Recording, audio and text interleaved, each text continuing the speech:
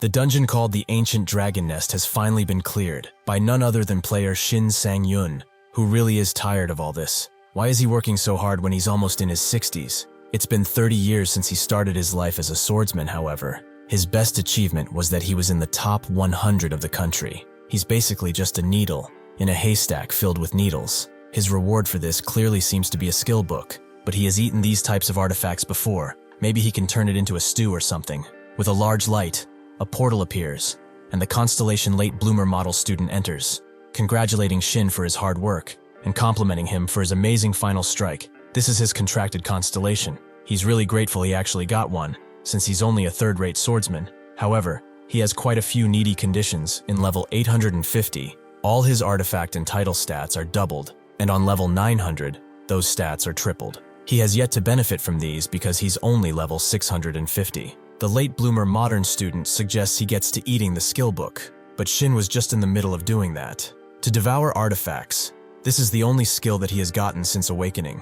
In order to understand his skill, he tried boiling them, frying them, but nothing came out different. By the time he ended his experiments, rather useless ones too, 30 years passed. All that he had to do to use his skill was use mana synchronization. As if the artifact is of suitable rank, it will naturally devour it. However, this realization came far too late for him, as others grow powerful as soon as they awaken. This time the devour is a failure too, making Shin throw it away in anger. Shouldn't there be instructions or something? The model student apologizes. There's very little information about that skill, so he's not able to help. He also says that since there is a lot of time, he should start the mana synchronization once more. Shin can't believe him. How can he say that when he's almost 60? And if he had a child at 30, they would be turning 30 soon. If he had a child even earlier than that, he would have grandchildren. The model student apologizes for saying something wrong, but Shin says that he hasn't done anything wrong. His life is just full of regrets. He could never forget that person's tall back.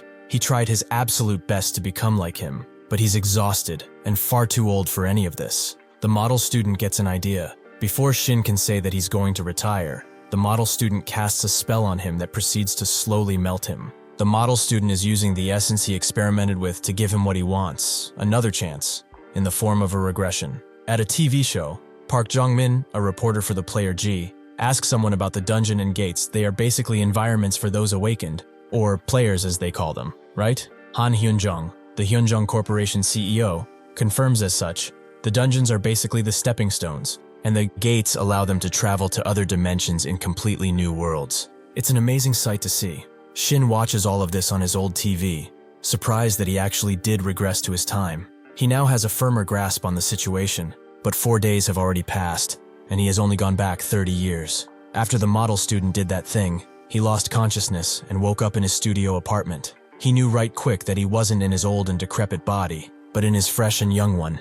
He knew then that this was the constellation's miracle, but that still leaves many questions. That's why he's confused, but he doesn't care, as now he can go back to work.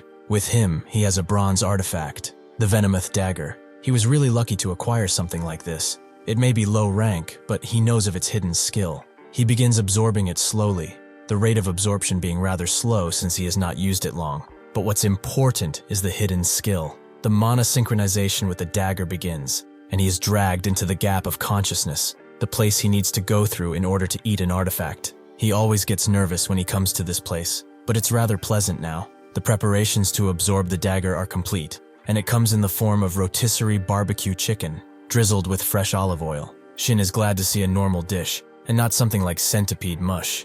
With that, he begins indulging, and after he's finished, he permanently gets 2 agility, and the secret skill, Demon Bash. With that, the dagger disappears completely. A shame it got destroyed, but he did obtain the skill he wanted, plus a pretty nice meal, so he should get going and see what he can do now. At the 85th dungeon, Yoon Deuk-young's team eagerly waits to go inside, but suddenly someone runs up to him, which he recognizes as the Porter Group leader. He explains that one of his team members, one Shin guy, pulled out of his team. He's just a newcomer who joined 4 days ago. Deuk-young tells him not to worry about him. It's been decided that he will be joining the player team anyway. The Porter leader is confused. How can a Porter become part of the player team? Deuk-young tells him that he had the final approval. Is there a problem with that? The Porter leader says that of course there is. It has not been long at all since he awakened. He hasn't even been through the player academy yet. Adding someone like that to his team is something extremely shunned upon. If he does this the team will become unbalanced. How is he supposed to distribute the work?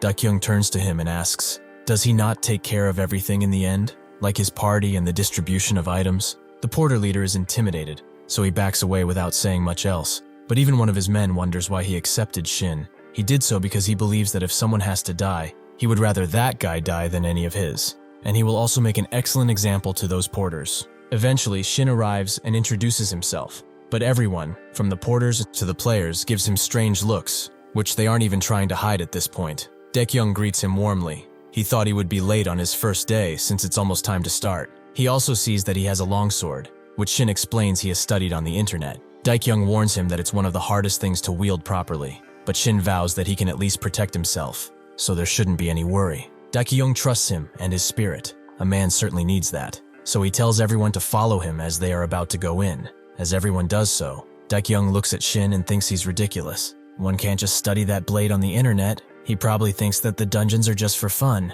but he will soon see that being a player is not all sunshine and rainbows. According to the strategy he got, this is an orc dungeon, which is extremely deadly for new players. So he will soon learn on his own how foolish he is. That same fool manages to take out all of the orcs in front of him, including the boss, without even getting so much as a scratch. He has done this so swiftly that everyone wonders who the hell he is. The orcs are monsters that are a part of any good fantasy setting, and because people are so familiar with them, it was a given that they would have prejudices, more specifically, that they are weak. Naturally, when compared to monsters such as a dragon, they certainly seem that way. But because of this, new players, their hearts filled with arrogance, jump into fights with orcs thinking that it's an easy kill. Unfortunately for them, the orc is rather simple. They usually average around 250 centimeters long and have a weight of 180 kilograms. These two physical traits give them an unimaginable gap in power against puny humans, and for this reason, they are called the Wall of Lament,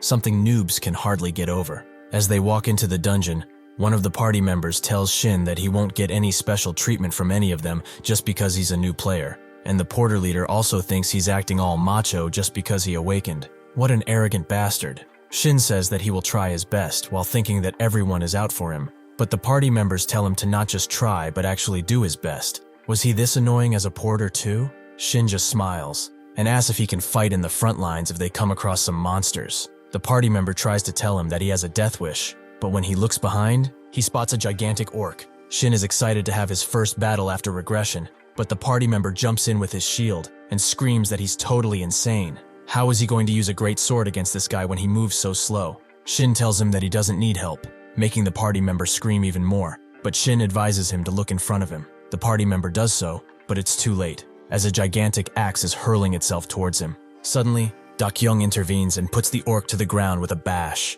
He reprimands the two for speaking so casually. They should get it together already. The party member apologizes, and Dekyung explains that he will take care of this guy. The orc, now filled with rage, charges in, but Dekyung easily blocks the attack and charges his blade into the orc's tough chest. This makes the team think that he is dealt with, but the orc becomes even angrier and charges in with his axe while taking the blade out of his chest. Shin watches silently.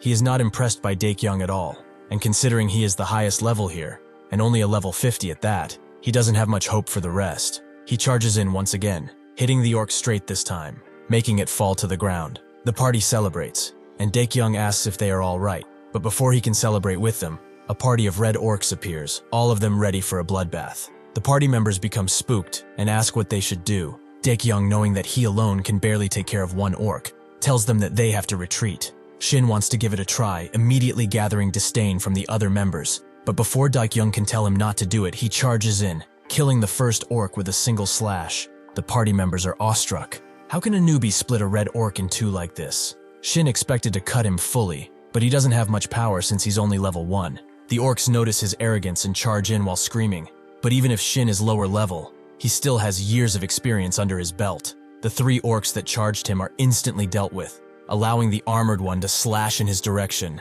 and the strike almost connects, but Shin expertly dodges and slashes upwards to take him down. The party members are all shocked, and now fully believe that he can do it. Shin moves on to the final orc, a heavily armored one, who screams out as it strikes. Shin simply jumps away from its attack and tries to slash his head off, but the blade stops. Dekyung tells him that the skin is too thick, but it's too late. as the armored orc has already redirected his attack to chop Shin's head off. He, however, is not worried at all, as he activates the Demon Bash skill, which hinders a target for 2.0 seconds, with the success rate and hindrance depending on the target. This seems to have stunned the orc completely, who can only scream, as its head flies out from its neck. Everyone is stunned to see this, even more so since the fact that he is a fresh awakened lingers in their minds. That hindrance skill too, he thought that a player's best record for that was 1.5 seconds. The party also talked about his skill with the greatsword.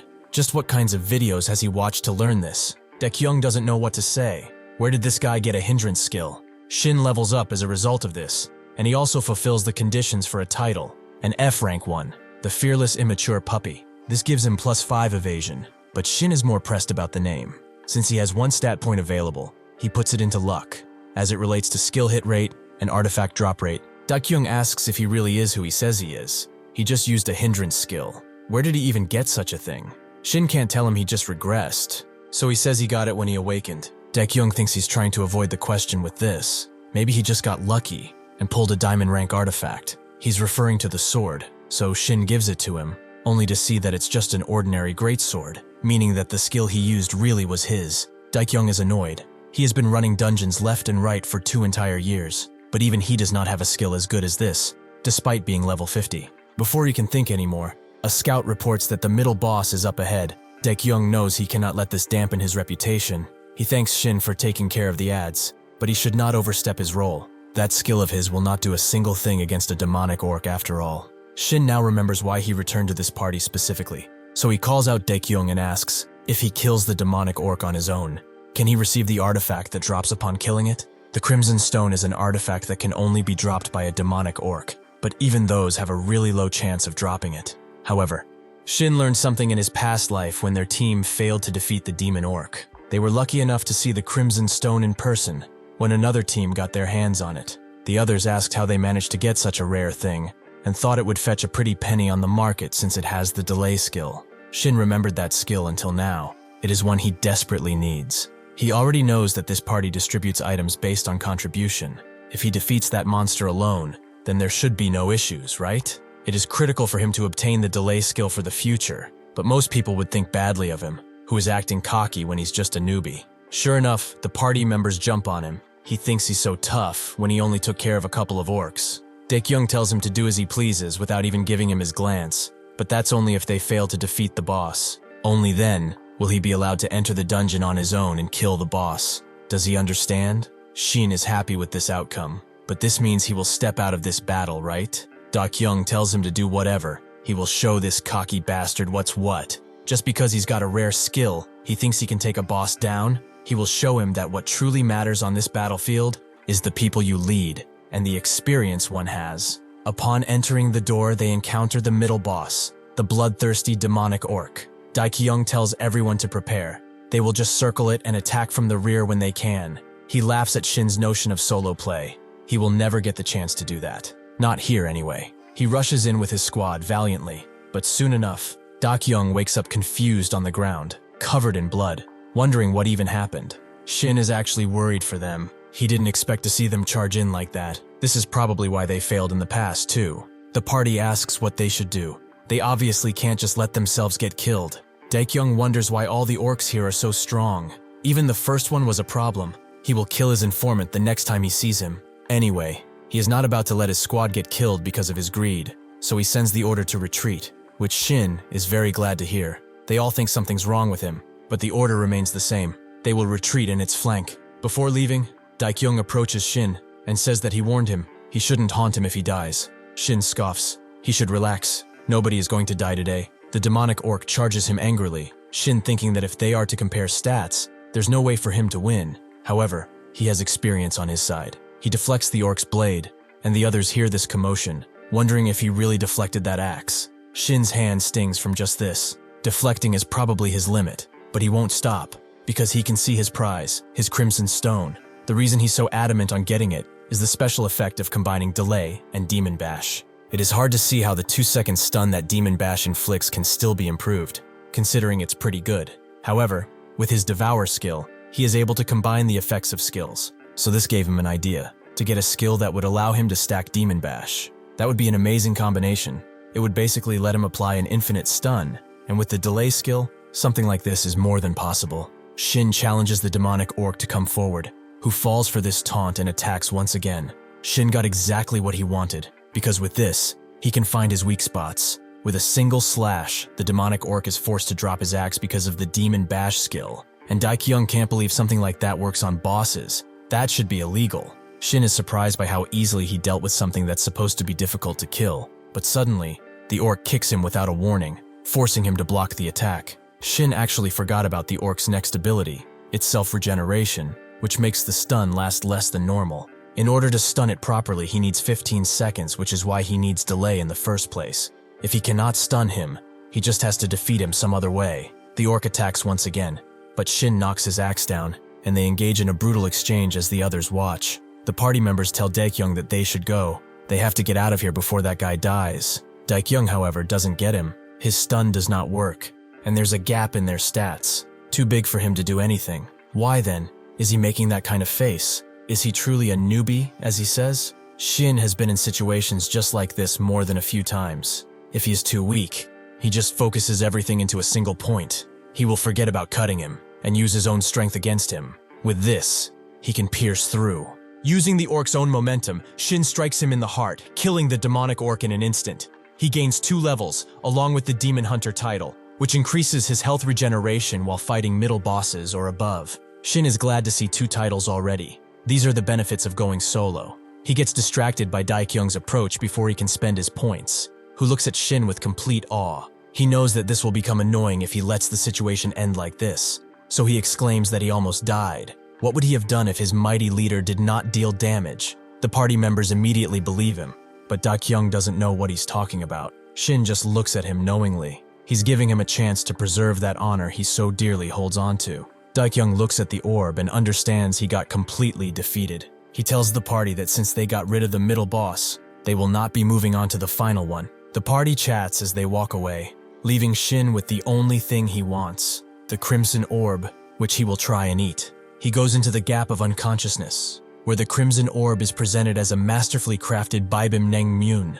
with meat jelly. Shin is very happy to indulge in such a delicious treat, and with his first bite, the absorption progress begins. He also gains his health and strength stats increased by 2 because of the absorption, and soon enough gets the delay skill. With this, he can add the delay effect to his skills, so he chooses Demon Bash, which now will stack if he hits before the timer is over. However, these go in chances, although it's pretty dangerous at first. At least he is guaranteed a 4-second stun, something which would allow him to slay anything. Daekyung comes around and asks if they can chat. He just wants to let him know that the boss room to the orc berserker is right near this one. Shin asks him if he wants him to stay back again, but Daekyung denies that. He would be a fool to not utilize a member like him. He wants to work together with him. Shin agrees, but tells him that the conditions are the same, which Daekyung doesn't mind. A party member comes and explains that they are ready for the boss room, so they should go. But before leaving, he gives Shin a very stern look. He doesn't know why he did that, but whatever. They eventually get to the final boss, the orc berserker. Daekyung moves forwards with a frightened step, but Shin tells him to just stick around him for this fight. Orc berserkers have lower skill resistance than, say, a demonic orc, so it should be easier to stun, in theory at least. As he charges the orc, he wonders if he was ever so confident. When he was young, he was scared all of the time. Then he grew old and struggled to stay alive because of his low level. He promised himself now to never live like that. He has to change, from his weak self and for his future. To do that, he must show and prove to everyone watching him now that he is a monster. After one slash, he screams at the others to charge in, as he's stunned for 4 seconds. They all do so with the orc only being able to see its death slowly approach. After more than a few slashes, the boss is killed, and the dungeon is cleared. The party members are surprised they cleared a dungeon so swiftly. The stun really made things a cakewalk. The porters discuss if they should talk with Shin for one of them to become his personal porter, but he doesn't plan to do crap for them. He gains 2 levels again and another title, Overflowing Power, which gives his status effects 10% more duration. This is something new to him, as he never got titles in his previous life, but he cannot compare himself to that man just yet. Do Gyunsu, the Ghost Blade, the Title Collector, the Complete Sword, and the strongest Korean swordsman. Only 2 years after the Age of Players began, he surpassed even level 500. Before, he looked up to him, but now that he regressed, he has the chance to catch up. Daekyung asks what he's doing, with him only admitting to stretching. But anyway, Daekyung wanted him to have something, an artifact ring. Shin asks what's gotten him, but Daekyung tells him that he carried their asses, and even though this is just a bronze rank artifact, he hopes it will serve him enough. Daekyung is giving it to him because they probably won't see each other from now on. It hurts, but he has to admit that he's living in an entirely different world than normal people. The guy who glared at him earlier cannot believe this. He's getting special treatment only because he showed off a couple of times. This is so unfair. He knows what he has to do, so he calls up one of his criminal friends. Back home, Shin admires the money Daekyung gave him, which is double the usual amount, and the bonus berserker ring, which increases strength, but it also has the lighten effect. Shin is happy to see that effect on this ring, as it lets him spend 1 mana per second to reduce the weight of all artifacts equipped to 1 gram. Although he gets why it's bronze, most players would run out of mana before anything, but he's not most players. He only discovered his ability after 50 grueling years, but that is why he studied so hard. He devoured an artifact that needed mana in his previous life too, and he found something shocking. The special effect of the artifacts that require mana do receive a penalty, but their mana cost is completely removed. He doesn't care about the penalties, when he can just get more skills. That night, at Private Club H in Gangnam, the glaring party member tells his friend group of criminals about Shin and his 4-second stun. One of them reprimands him after he raises his voice. But so what? Does he want revenge or something? The member just wanted to tell them that he's loaded, but why would they give a crap? One of the girls tells the main criminal that he seems very close with that loser, prompting him to cut the member's ear off clean. Who the hell does he think they are? His personal maids or something? He splashes alcohol on the wound to make it worse, taking it as his price. He will listen as much as that ear is worth, so he should start talking and tell them where that bastard is already. The next day, Shin goes to the Jamshil training grounds, but has difficulty concentrating, because what came out of the berserker ring was an Eastern cold cucumber soup that would kill anyone who would taste it. His stomach is still rumbling from what happened, but it's fine, as there's a silver lining. He throws the great sword around like a pocket knife before catching it. He has gotten the lightweight skill from the ring, which has its mana consumption deleted, but to compensate the artifacts will be 100 grams. He just has this big thing to play around with now, but he doesn't even want to know what will happen if he throws it. Next up, he looks at his stats, most being in luck and evasion. He has to grab the attention of the constellations soon, and since a player can only have one,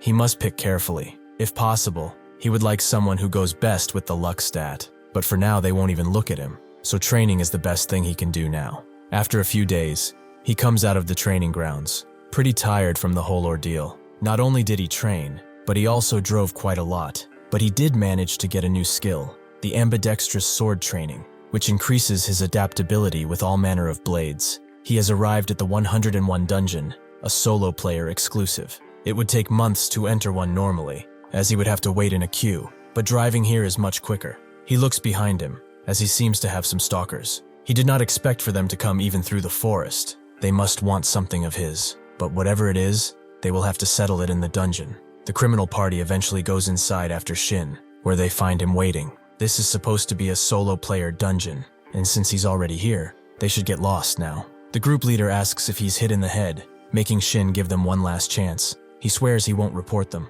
He analyzes their party. They don't have a healer or mage. They don't have sustainability, something crucial in a dungeon. They formed a party that seems to be solely created for hunting, human hunting. They are the hyena pack. The burly member laughs in his face. A broom-haired member tells him that he will die here, and nobody will be able to recover his body. In the past, these types of parties were eradicated by the Players Association's constant surveillance, but it seems these guys escaped their gaze. For parties like this, the archer is the hardest to get rid of. Shin explains that this is why he eagerly waited for them. If he had to hide 4 bodies, what better place than a dungeon? The burly guy gets mad, but the leader stops him, as they should do things the easy way now. He hesitates, but when Shin tells him to listen to his master like a good boy, he charges, blinded by rage. This is survival of the fittest, a saying that suits the dungeons best. Monsters are always on the hunt for players, and within the same dungeons lie artifacts that people will die for.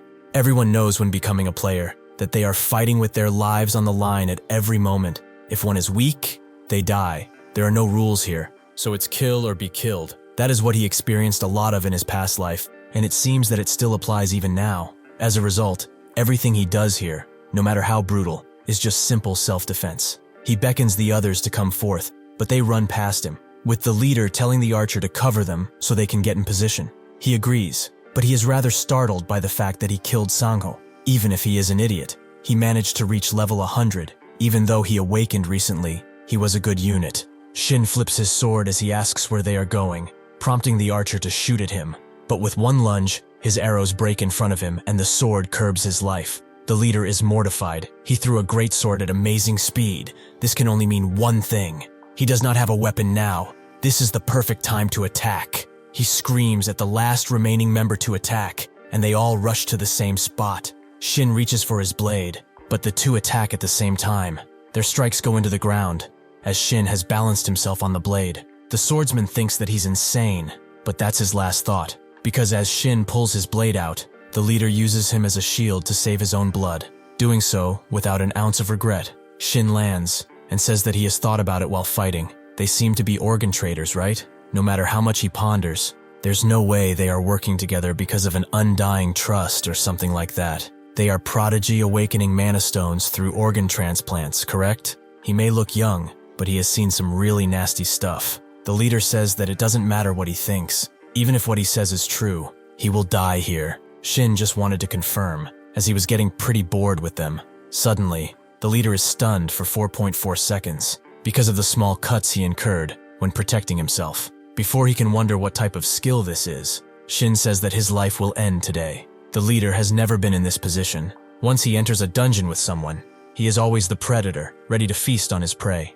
Shin notices his shaking, but why? Has he not experienced being close to death before? Is he afraid, now that it's his turn to meet death? After he's done with him, Shin washes his blade in a nearby river. He really doesn't want to get into a situation like this again. Now there's no chance that he will become noticed by the constellations. Well, that was self-defense, so it doesn't count, right? Still, he has obtained quite a nice haul of artifacts from this encounter, numbering 8 in total. Shin gets dressed, now he's level 10, and has gained quite a bit of stats from those criminals. Just based on the stats alone, he's basically at the strength level of a level 50, even though it's barely been a month since he returned.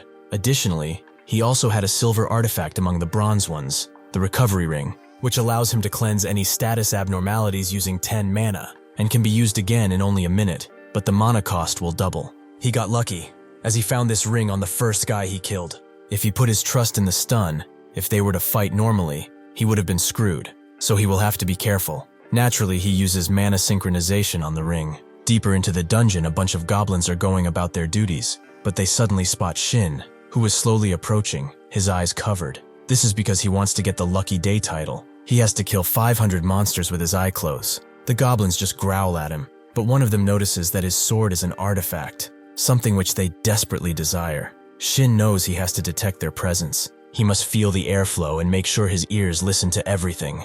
He focuses hard, everything around him becoming like water, so he knows exactly when and from where an attack will show. One of the goblins charges in, but Shin swipes forward, clearing him and the others with ease. He must admit, this actually feels pretty good. An arrow suddenly makes its way towards his head, but he notices and simply catches it, making the goblin who shot it sweat profusely. Shin admits that his previous situation was quite horrible. Thanks to that, he had a chance to reminisce about the past, and that improved his sense. Anyway, they probably don't even understand him, so they should all come at him. The goblins rush in with reckless abandon, only for Shin to begin his murder spree, cutting them up left and right. One of them knows that they are screwed, so it can only stare at his dead comrades as he waits for his turn. Eventually, Shin is done with them. He gains 2 levels, and since he killed over 500 of them, the Lucky Day title, which gives him 20 plus luck, an amazing boost. Shin is glad to see it in his hands, but a sat he analyzes. A bunch of goblins walk up. They come back home to stash their stuff, only to find everyone dead. Shin doesn't mind a few extra experience points though, so he swiftly deals with them too, boosting his stats even more. He really won in life. This stat alone could be worth 1 billion in the right hands. Suddenly, his surroundings grow dim as a portal opens behind him. It appears that 3 constellations have come to visit him. The cleaner of a fallen dimension is first. He wonders if he has any interest in making others unlucky. The pilgrim of grand space is requesting a conversation because of how intrigued he is, and the goddess of luck simply smiles and reaches her hand out. Shin is surprised by how quickly the constellations came, and even more so that 3 came at the same time. He guesses that it was probably because of the show he put on. The goddess of luck comes closer, analyzing him closer. Shin wonders if his word were too cocky and that angered her or something, but she's actually interested in him. She's intrigued, as she has never seen a swordsman that depends on luck before. Shin just smiles and agrees that he is lucky. It appears that all the constellations are actually interested in forming a contract, but he will take his time and confirm that. The cleaner of a fallen dimension praises him for acting so cruel. Shin knowing about him, he's a common constellation for Slayer types. Is he interested because of the goblins he butchered? The pilgrim of grand space is curious to taste his true intentions. Shin is not sure why he appeared, but he only appears to people who can become saints. If that is the case, he probably appeared because the goddess of luck did, as she seems pretty popular, even among the constellations. She glares at Shin before telling him that she has no real desires with him. If he wants, he can choose a different constellation now, and they can make a contract later. Shin is pleasantly surprised he almost forgot someone like that existed. An archer who could hit his target from miles away while blindfolded, who had the blessing of the world, so running out of arrows was impossible. The Archer of Miracles, Hashimoto Yuki. He was given praise even amongst normal people, and some suspected this was all a hoax. The one who allowed him that power was the goddess of luck. Shin is still vigilant though. With 3 of them appearing at the same time, he has to think about it. The constellations are surprised and insist he decide without worry, with one of them arguing that he shouldn't have come here. Choosing the goddess of luck is a no-brainer here, but if he considers the possibility that he will not have the other constellations visit him, this single decision will decide his fate. When he had 10 years of experience under his belt as a player in the past, only one constellation reached out in that time. The late bloomer model student. He thought that everything would change with his appearance, that he would be able to change himself, but nothing changed, at least until he turned 55. He never knew what a real constellation did, because of those ridiculous requirements. He was never able to use the constellation's power. He didn't even bother actually, but in the end, he was able to regress because of him, so he should be grateful. This means though that he must practice caution. He will probably not get the chance to regress again. What does he want from all this? Holy powers, utter destruction, or luck? Shin knows there's only one path, so he signs a contract with the goddess of luck, which will last 30 years after his death. A being from another dimension oversees the signing of this contract, and 15 friendly constellations congratulate him for doing what he wished though. 3 other hostile constellations are mad that he did so, and declare that they will do anything to stop him. Shin didn't know these men were interested, but it's fine. As long as he has her, he doesn't need anyone else. He reaches his hand forward and she reciprocates, praising him for his wise decision. Before Shin can say anything else, he sees the contract effects, which are pretty good. Firstly, all his attacks will result in critical hits. Second, obtaining a unique or above artifact will unlock a hidden effect. Third, he now has a 100% chance to obtain artifacts from middle bosses and all bosses in general, even if low rank. Shin is amazed by these cheat skills, but it's not over, as now he can use 1 point to increase luck by 2. Shin begins shedding tears, and the goddess of luck asks what he will do with the other offers. Shin just sends them away, the pilgrim hoping that they will meet again, but the cleaner of a fallen dimension does not take this well, and promises to have his head. With this awesome contract effect, he will not need to worry about the future. He has to calm down, as there's bound to be better contacts in the future. Shin goes to the final boss room and immediately begins fighting it, while the goddess of luck cheers him alone. Shin is now fully confident in his abilities, so he charges the Goblin Lord, who sends him flying away with his axes. He is annoyed by Shin, so he uses his overwhelming status ailment to slow him down. Even though it's not as deadly as a stun, it still reduces someone's motivation to fight. Shin uses recovery before the Goblin Lord can get to him, making him confused. Even if that skill has limitations, it seems to have its niche uses every now and then. Now, he wants to test his new luck. The Goblin Lord cannot defend against his next attack, even if it tries to spam Overwhelm again. Shin's Demon Bash activates, and he's stunned for 2 seconds. But Shin is not satisfied, so he slashes the Goblin Lord again and again, activating Delay 2 whole times, giving him 4 more seconds. Now he's at Shin's mercy, and is rightfully terrified of him. After Shin is done with the Goblin Lord, he gains a bunch of levels and the Don't Touch Me title. But most of all, he's glad that it's finally over. The title gives him 30 luck and 10 evasion, and it also allows him to strengthen one of his skills. He really can't catch a break. First, there were those thugs who followed him, and now this dumbass dungeon. Is he just pushing his body too much? The goddess of luck mentions that he must have some pretty good luck to be able to do everything he did today. Shin notes that most people would assume he's just skilled, but the goddess of luck says that having good luck is a skill in itself, and she's glad to be supporting such a lucky player, although that's all thanks to her too. Shin ignores her and levels up his luck stat, which is now over 100, which is very good because once a stat goes over that threshold, their effects gain 10% effectiveness. For example, his evasion stat increases his evasion, and his luck stat affects drop rates too. This time, he got the Shield of Goodness, a support item that with the help of mana, can turn any damage taken into healing regeneration. That luck stat doesn't matter much though, since he already got a guaranteed drop thanks to her. If that is the case though, will increasing his luck stat increase the rank of artifact drops too? He begins mana synchronizing the shield while thinking that the Goddess of Luck will be more troublesome compared to the late bloomer model student. Near Jamsil Station, in the quest area, Shin gets promptly denied by a player association employee, and he gets why, but he has his own ideas in mind. She apologizes, but he should rethink his plans, as he really doesn't get how many bodies she had to look at just today. Shin thinks that he cannot allow this to stop him, as 2 hours ago, on the Honam Expressway, as he was driving and thinking about the meal he got from the shield, which was kimchi and rice,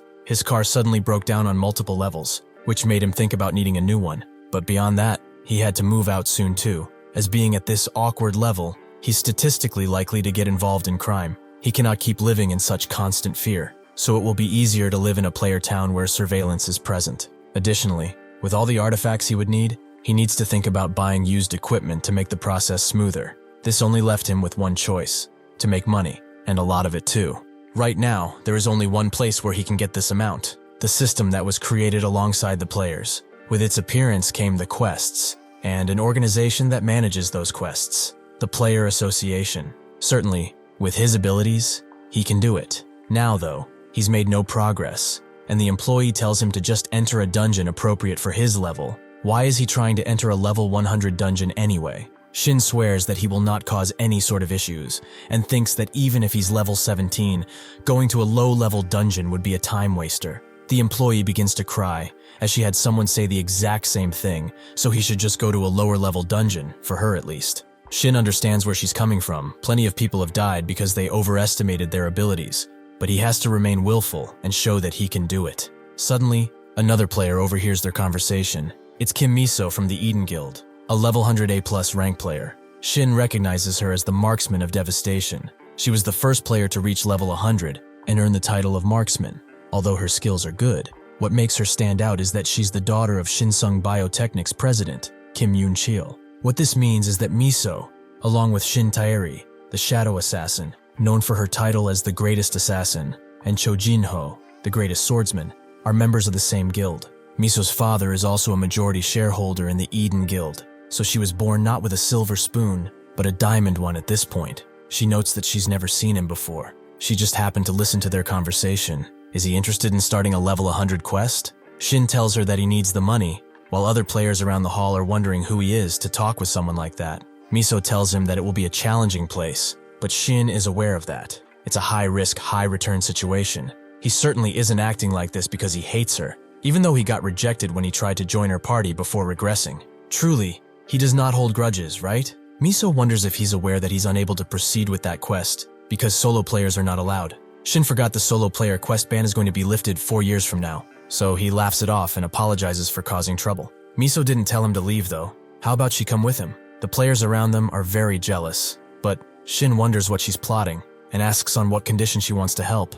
Miso asks why she can't just help a newbie out, but Shin has a hard time trusting people. Miso really has no condition for helping him. Rather, she wants a promise that if he disappoints her, he will have to pay for it. She will apologize if he can truly back his words, which makes Shin laugh. She wants to test him, as her influence doesn't stop at just being a player. Any clothes she chooses to wear skyrocket in price, and anything that comes out of her mouth is noted in an article. However, the moment she sees a player filled with confidence, that player can guarantee the end of their career. Unfortunately for her, he's not scared, so why don't they leave right now? When Miso came inside the building, she really had no other plans since her guild members were busy. She had to look for new party members, and at the same time, she heard Shin's argument with the employee, and because she was looking for a player full of confidence, she naturally grew interested in him. She asks the employee what quest Shin was trying to do alone, and she eagerly shows it to her. It's a defense quest, where one has to guard a tower from wolf-like beasts,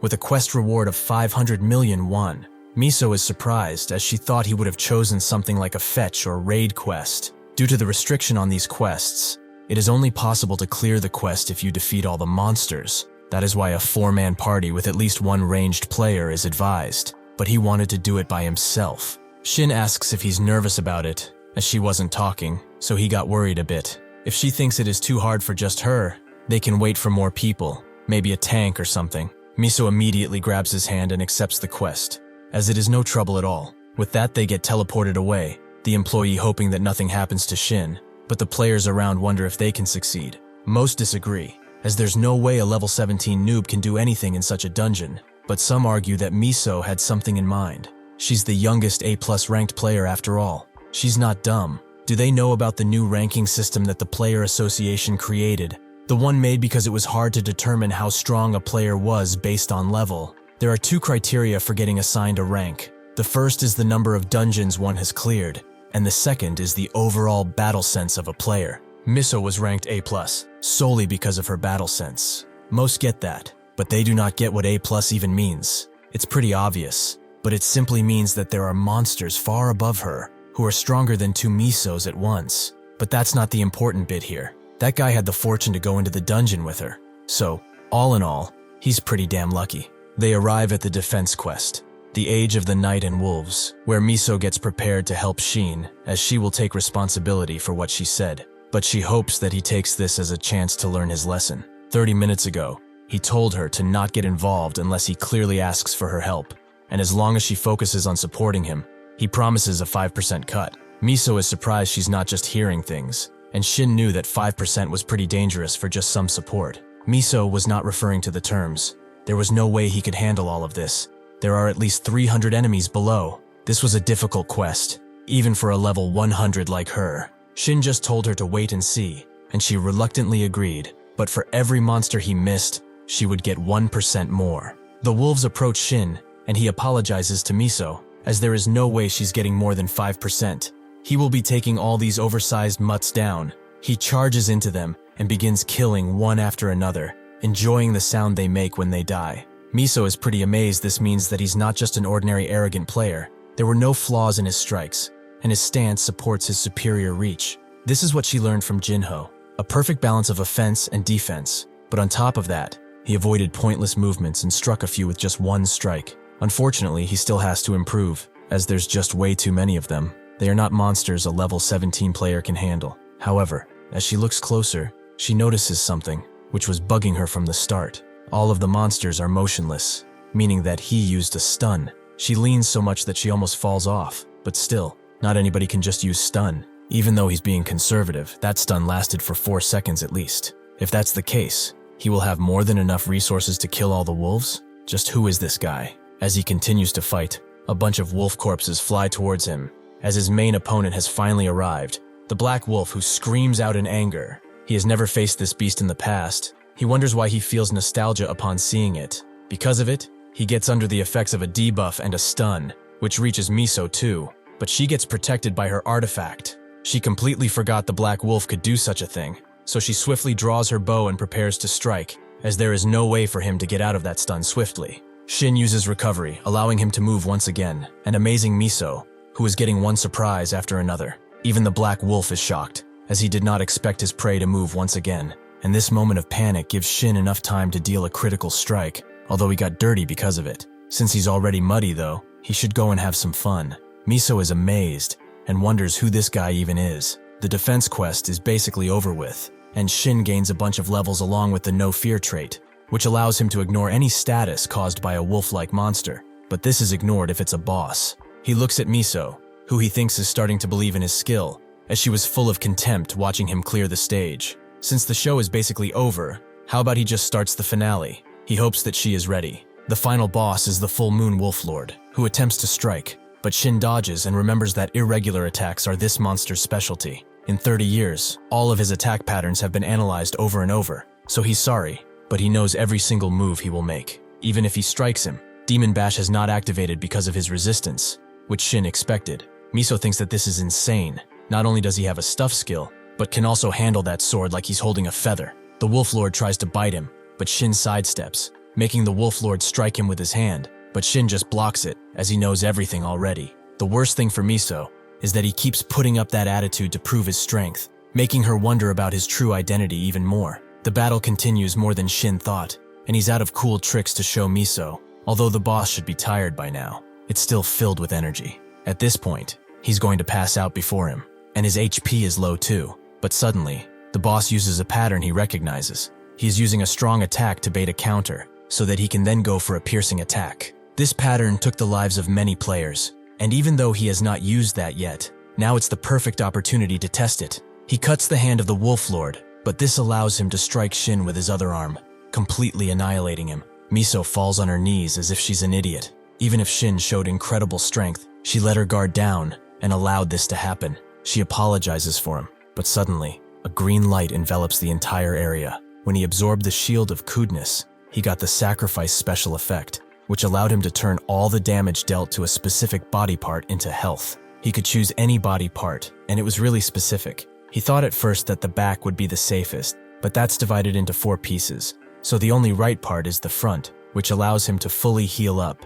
He knows that if he was a little off, he would have died. But what's more, is that by cutting the Wolf Lord's arm, he successfully went through his arm. With that, he is allowed to cut the Wolf Lord up, and Miso approaches him, noting that he should have told her about the healing skill, as she thought he was gone. Is he living his second life or something? How did he know the Wolf Lord's attack patterns? He's the first player who has stunned her like this. It's as if, before she can finish, Shin looks at her and asks what it is. Miso feels the pressure in the air, and she meant to say that it was as if she was watching a rancor. Shin thought she was going to say that he regressed, but of course she would not think so far ahead. Miso tells him to finish the Wolf Lord up, which he forgot to do, as he was going to die from the bleeding anyway. With this, he gains the face-off title, which is useful in a 1 versus 1, as it gives his stats a 20% increase. Miso sees that he got a title, and he asks if she has soloed this stage before. She confirms at first, but then notes that she only managed because of her artifact. Although Shin believes choosing the right artifacts is also a skill.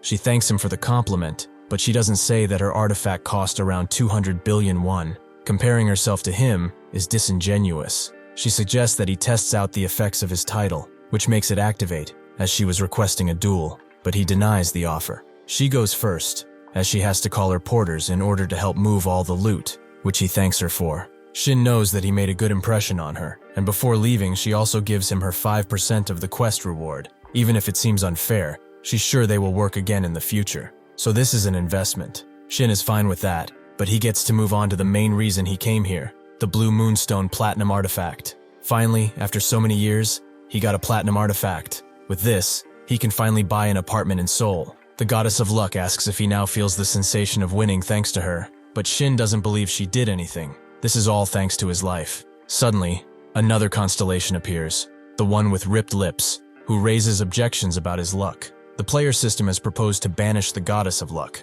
but she requests the constellations connected to the player system to vote on the matter, and even puts up a vote to banish the one with ripped lips, which steadily rises in number until he is banished forever. Shin forgot how popular she is, but anyway, since this is a platinum artifact, he should be able to absorb 40% of its stats, and also its special effect, the Age of Dogs and Wolves, which besides giving him regeneration while the moon is up, any dog or wolf-like monster is permanently stunned when he is near. This means that he will be invincible against them. After he is done synchronizing, he leaves the quest area, only to find a lot of people around him who are amazed that he completed the dungeon alone, which Miso told them about. The employee who rejected him worries, but Miso tells her not to worry, as nobody in their right mind would allow a level 17 in a level 100 quest. She did the right thing, although they should take a closer look at Shin. Before he can say anything, he gets bombarded by recruitment offers from all kinds of guilds, but Miso goes in front of him, as he has something to talk about with her, doesn't she?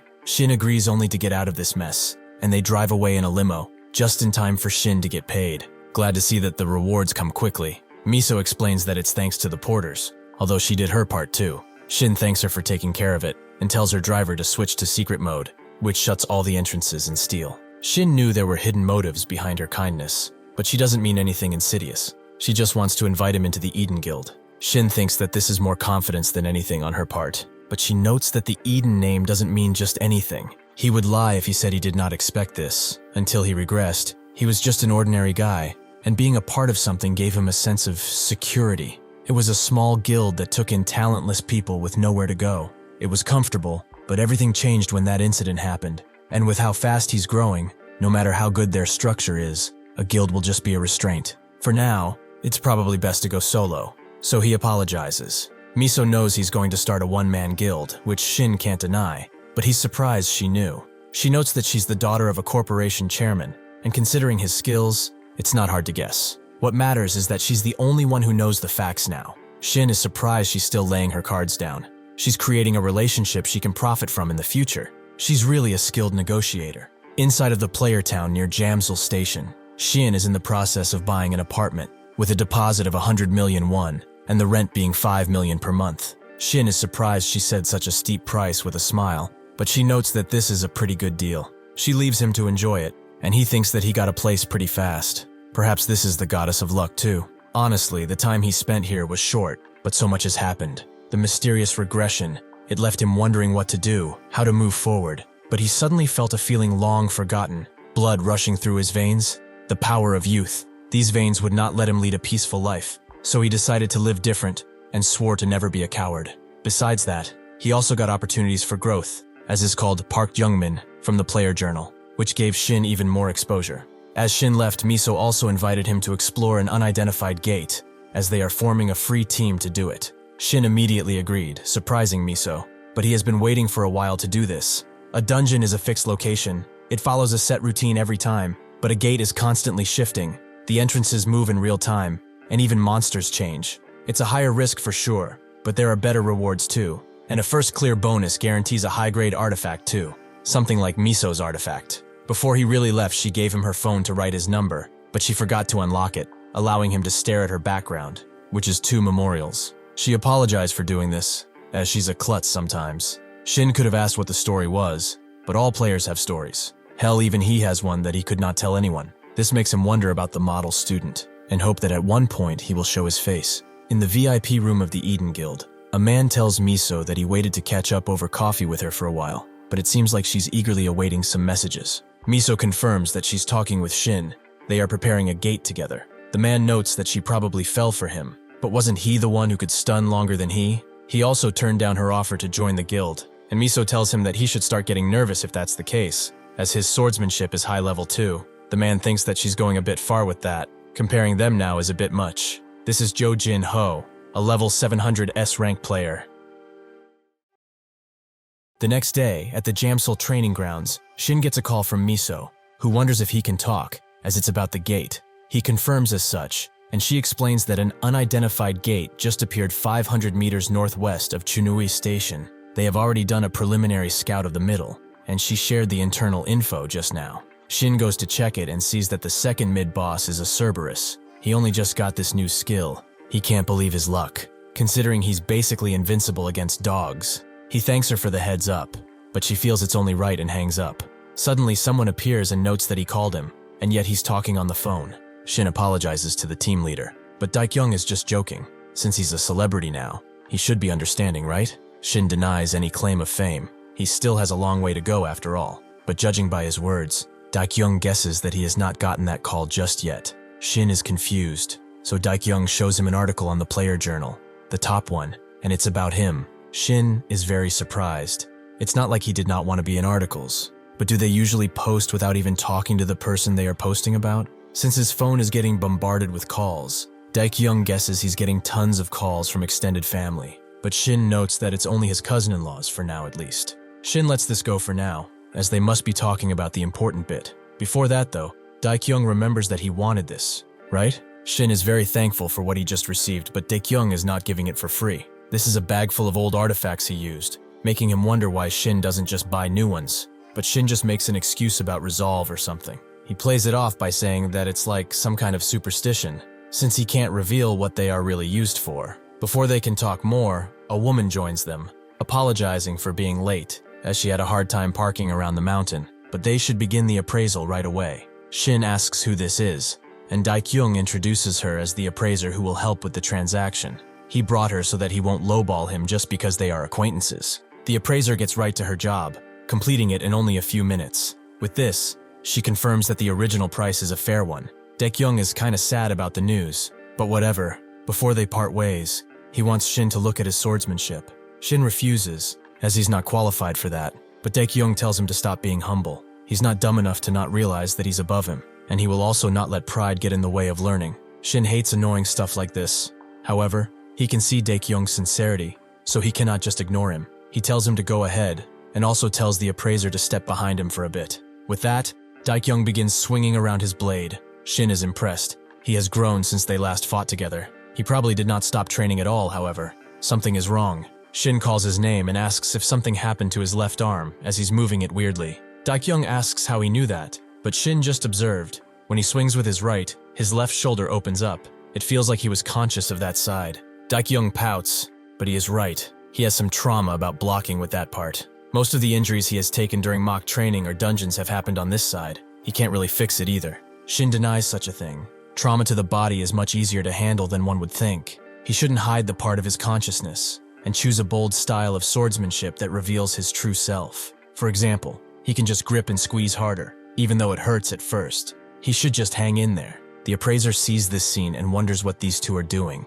At this point, what is she even looking at? It seems that this scene has awoken a new passion in her. Inspiration comes from the weirdest places after all. As Shin drives back, he thinks that even though this cost him 400 million won, it was a good deal, as the benefits he will gain will be worth it. Even though Daekyung seemed satisfied with the lesson he gave him, the appraiser began acting pretty weird by the end. Well, whatever. He wants to hurry up and consume the artifacts to see what kind of progress he can make, but he also needs to fill his time with something until the next gate appears. Suddenly, someone appears in front of his car, forcing him to slam on the brakes. He asks if they're okay after they are done, but the fat one slaps his purse on the car roof and says that he was tired of waiting for him. Also, he should get out of the damn car while he still has some patience. Shin is confused, and the fatty's lackey notes that it's always the dumb ones who don't react.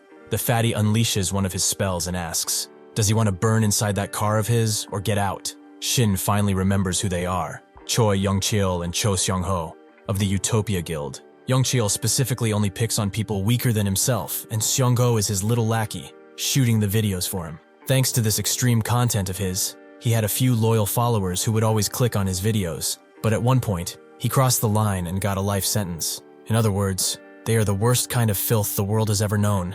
Grifters. He did say that he wanted to see what kind of progress he made with the artifacts, but not on lackeys like this. Shin gets out of the car, wielding his blade, and asks what they will do now, but Young-cheol tells him to calm down, as he has some things to explain. He is the security force in this town, and a lot of people are complaining about a bastard driving around in an awful car. To put it simply, they are pissed off to see his granny car every day. Shin is shocked by what he just did. He doesn't even hear Young-cheol blabbering on anymore. The people on the street can't believe those two bastards are at it again, but one of them recognizes Shin as the one who appeared in the Player magazine and did a mission with Miso. Seong-ho finds this out too. Besides going on a mission with Miso, there are rumors that he cleared a level 100 quest on his own. Young-cheol doesn't believe such baseless rumors, and Miso probably carried him on that mission too, giving him a killer video title. Let's teach the newbie Miso carried a true lesson.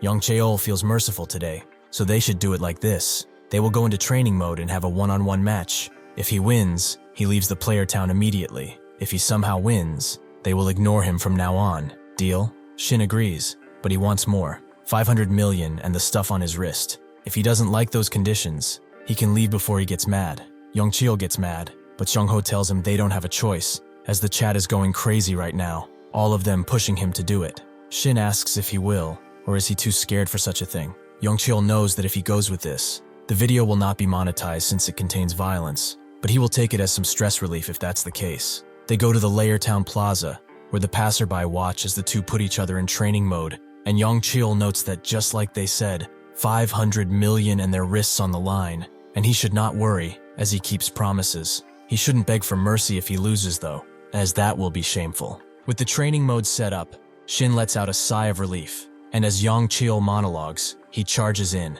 vowing not to forgive him even if he begs. As Miso turns on her TV, she sees this happening. She wonders what is going on, but then notices Young-cheol talking crap, recognizing him, as he acts though since his uncle is the guildmaster of the Utopia Guild. A woman suddenly arrives and asks what's wrong. Why is she frowning so badly? This is Shin Terry from the Eden Guild, level 700. She then recognizes Shin on the TV. Isn't that the guy she's trying to recruit? Miso confirms as such, but she doesn't know why he appeared on such an awful stream. Terry is pretty impressed by his moves, as he's making Young-cheol dance around to his blade strikes. Having had enough, he unleashes an attack directly in Shin's face, but he easily swings it away with his sword, before cutting it up, creating a large explosion.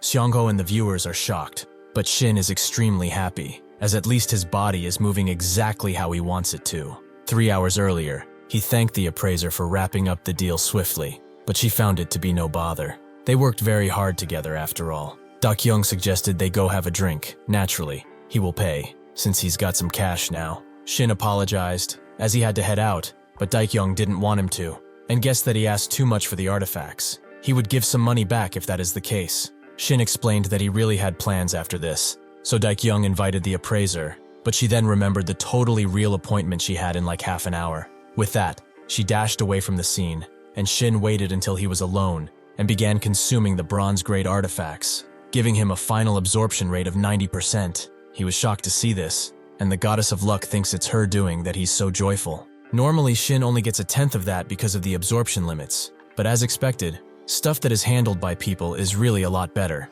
He also wanted to ask the goddess something. She's pretty famous in the social sphere of the constellations, it seems. By any chance, does she know of a constellation called the Late Blooming Honor Student? She began scolding him for already looking into other constellations, when she's taken such good care of him. Shin understood, but that constellation really meant something for him. It's only natural for her to be mad, though. The goddess of luck felt pity, and decided to look into that constellation as an act of generosity. With that done, he could begin the real feast, and from the various items, he received the top 5 real men's foods. Shin expected some shabbier food since the artifacts were pretty worn out, but this is probably because of the 90% absorption rate. Once he finishes them all, he will be stronger than ever before. Now, he activates his true dual title, giving him a massive boost in stats. Yongcheol is obviously panicking and charges in with all that he's got.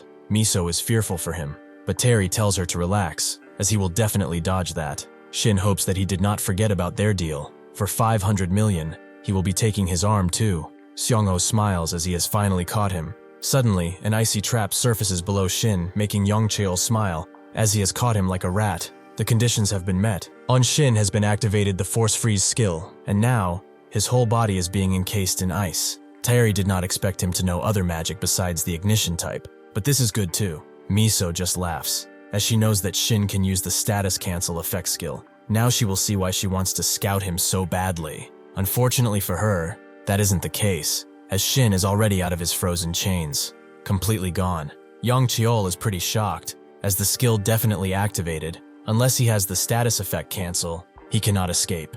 Is this bastard really a newbie? Suddenly Shin crashes down on him with all his might, but is mad to find out that training mode has saved Yongcheol. Xiangho is shocked. The comments are going wild, but one of them has noticed that Shin seems different from earlier. Xiangho agrees. His vibe is totally different. Just what kind of trick did he use? Tairi guesses that it's some type of awakening skill he just used, but Miso doesn't remember him using something like this. Terry notes that it looks like it's either transcendent or psychedelic. From those black pupils, it's probably the latter. And as far as she knows, taking damage with that skill causes incredible exhaustion.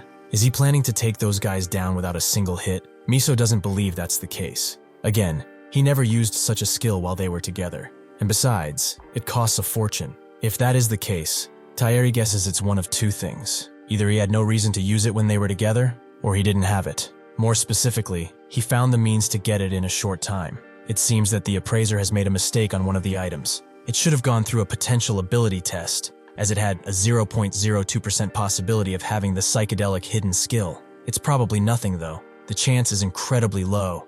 If he beats odds like that, he must be chosen by the goddess of luck or something. This ability is like an awakened state. Everything, including his senses, is heightened, but at the risk of extreme exhaustion. Shin wants to make good on the wrist promise they made earlier. Should they turn off training mode to make sure that it goes through? Yongcheol refuses to give up.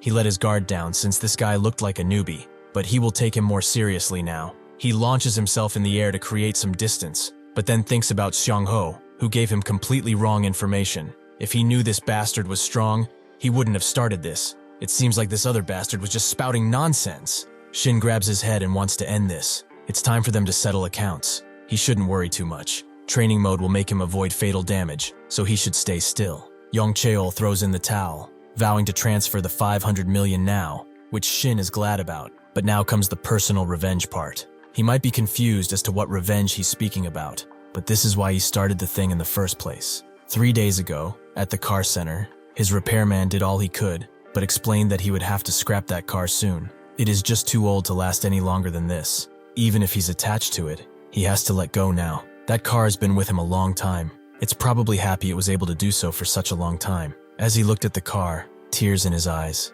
it spoke to him. It was really happy driving him around everywhere, but now he must live happily without it. Shin screams that this is revenge for his beautiful car, and seeing his rage, Young-chul cries out and apologizes again and again. Because of the fear, he begins to let out his bodily fluids, leaving him completely humiliated. He has passed out from fear too, repeating the same apology again and again.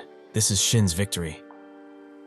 As everyone hides their nose to not smell what came out of Young-chul, Seong-ho wonders what they will have to do now. He's not even talking about their channel. They messed with someone way beyond their level. Suddenly, someone approaches him. It's the Gangdong district administrator from the Utopia Guild, Moon Baek-hyun. He lets Seong-ho apologize as he looks at what Shin did. Even if he awakened a few short time ago, he was still able to take down a seasoned warrior like Young-chul. Curiosity overtakes him and he approaches, noting that he came to clean up and compensate him. Can he spare a moment? Shin wants his affiliations and name first, which Baek-hyun did not expect, as that's quite an arrogant attitude. However, he feels it's something else. Composure, these skills and demeanor are way beyond what he should be. With that in mind, he bows down and fully introduces himself. He wants to recruit him after all. He promises the Utopia Guild will cover the compensation, as a little loss is fine if they can create a good relationship with this guy. Shin immediately agrees and gives him his account number as he requests 20 billion won,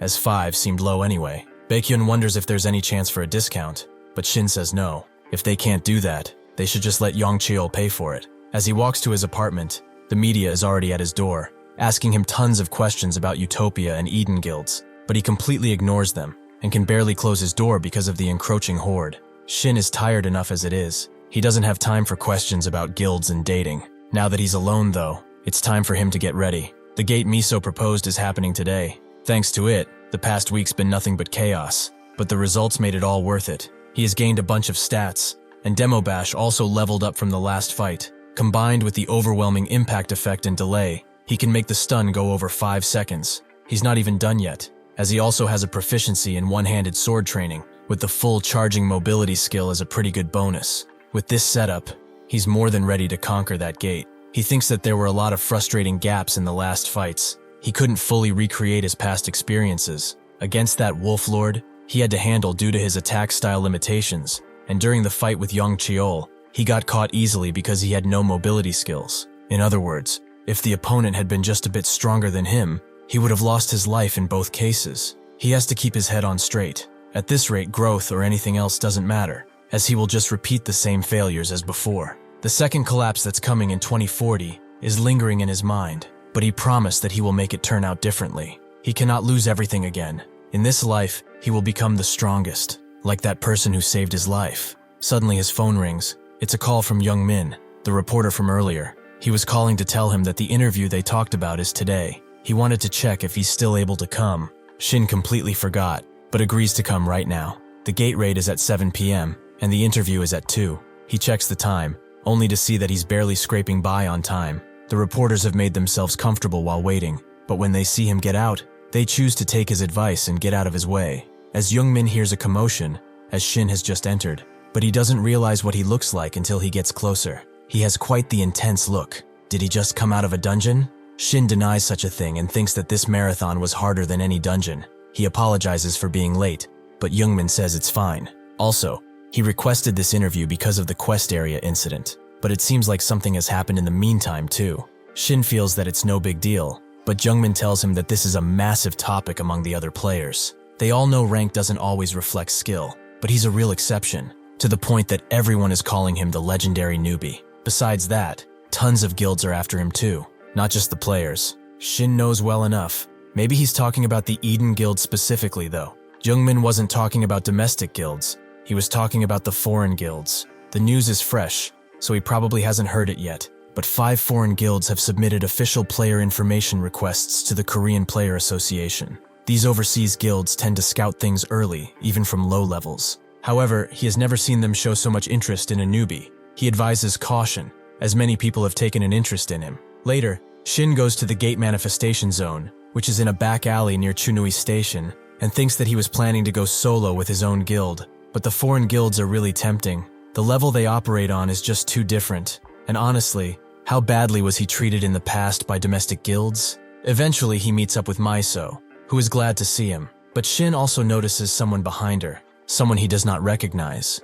Miso introduces her as her sister, who really wanted to meet him, so she brought her out to see him before the raid. She's also a part of the Eden Guild, just like her. Miso suggests they go to a cafe, but Taeri goes forward and shakes hands with Shin, who is honored to meet her. Even if Miso didn't introduce her, he would have known who she is, as she was a top-tier player with the title of Shadow Assassins. Her fame has already spread far and beyond Korea. She's basically one of the players leading the Eden Guild. Her mere presence is enough to make them the most powerful guild in the country. He's been running into a lot of important people ever since regressing, though. Are they hunting him down? Taeri actually wants a favor from him. It's nothing serious. She just wants a quick spar with him. Miso can't believe it, she just met the guy. Taeri told her on her way here that she will test his skills a bit, but it seems she didn't listen.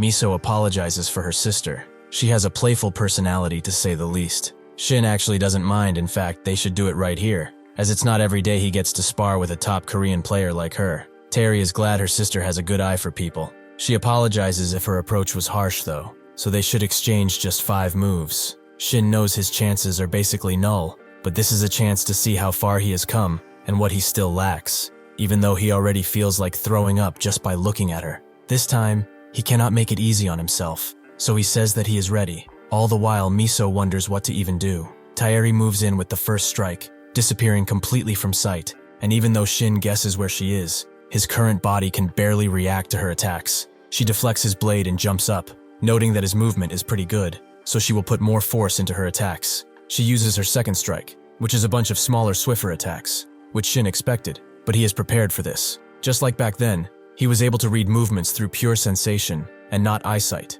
Miso sees him closing his eyes and is confused. Isn't something like this way too reckless? Before the strike can reach Shin, he moves out of the way and counterattacks. Taeri is impressed by his focus, as she did not expect him to block even the following attack. Most swordsmen do not reach that level of concentration in their lifetimes. This is less about talent and more about experience. Shin likes that she's perceptive, and she notes that he moves like a veteran player, which Shin takes as a compliment. With only 3 moves left, Shin wants to ask one more thing before continuing. Instead of 3 attacks, how about she goes all out just once? He knows how this sounds. It's pretty arrogant, but he doesn't think he can afford to let such an opportunity slip by like this. Just once, he wants her to come with everything she's got. Shin knows, if he cannot draw out her full intent, he will not be able to grow, so she agrees, despite Miso screaming at them both. Taeri notes that she can't go 100% serious, so she will do a simple full-speed dash, as skills are difficult to control. Shin is fine with that.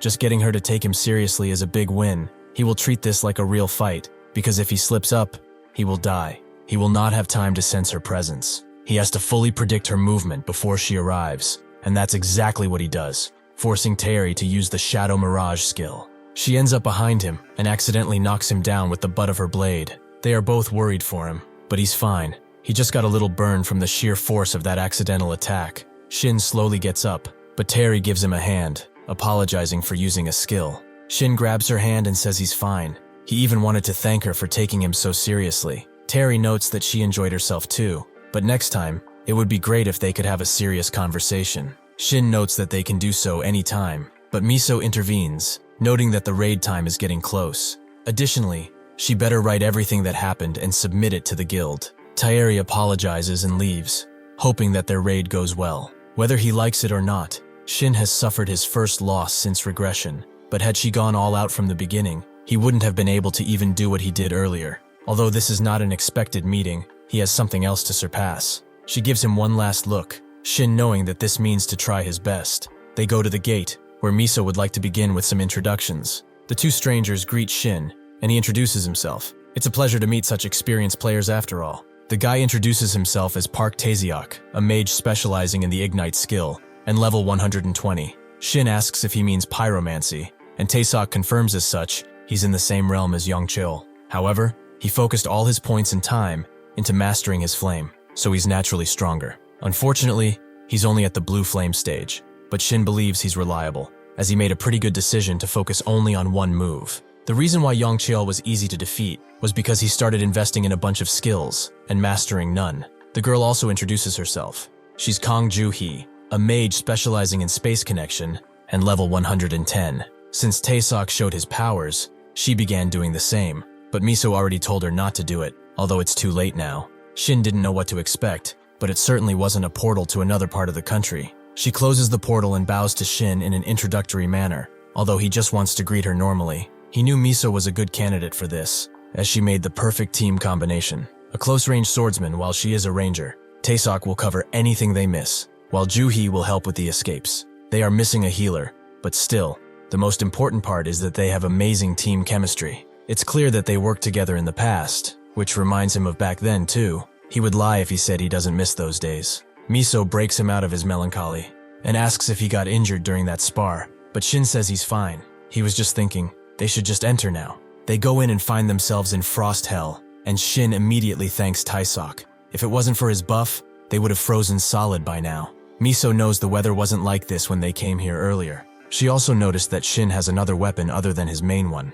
So what's the deal? He brought this smaller sword along in case he enters a mobility-heavy battle. But Miso did not know he's proficient in other weapons too. Shin notes that he just trained hard, not telling her about the rare skill. Suddenly a giant stumbles upon them, and Miso tells Ju-hee to initiate Plan C. The giant strikes, but they are all above, with Miso and Shin leading the charge. The giant notices them and lunges forth with his club, but Miso and Taesok use their combined powers to create a flaming arrow that completely blinds the giant, allowing Shin to unleash a bunch of slashing attacks.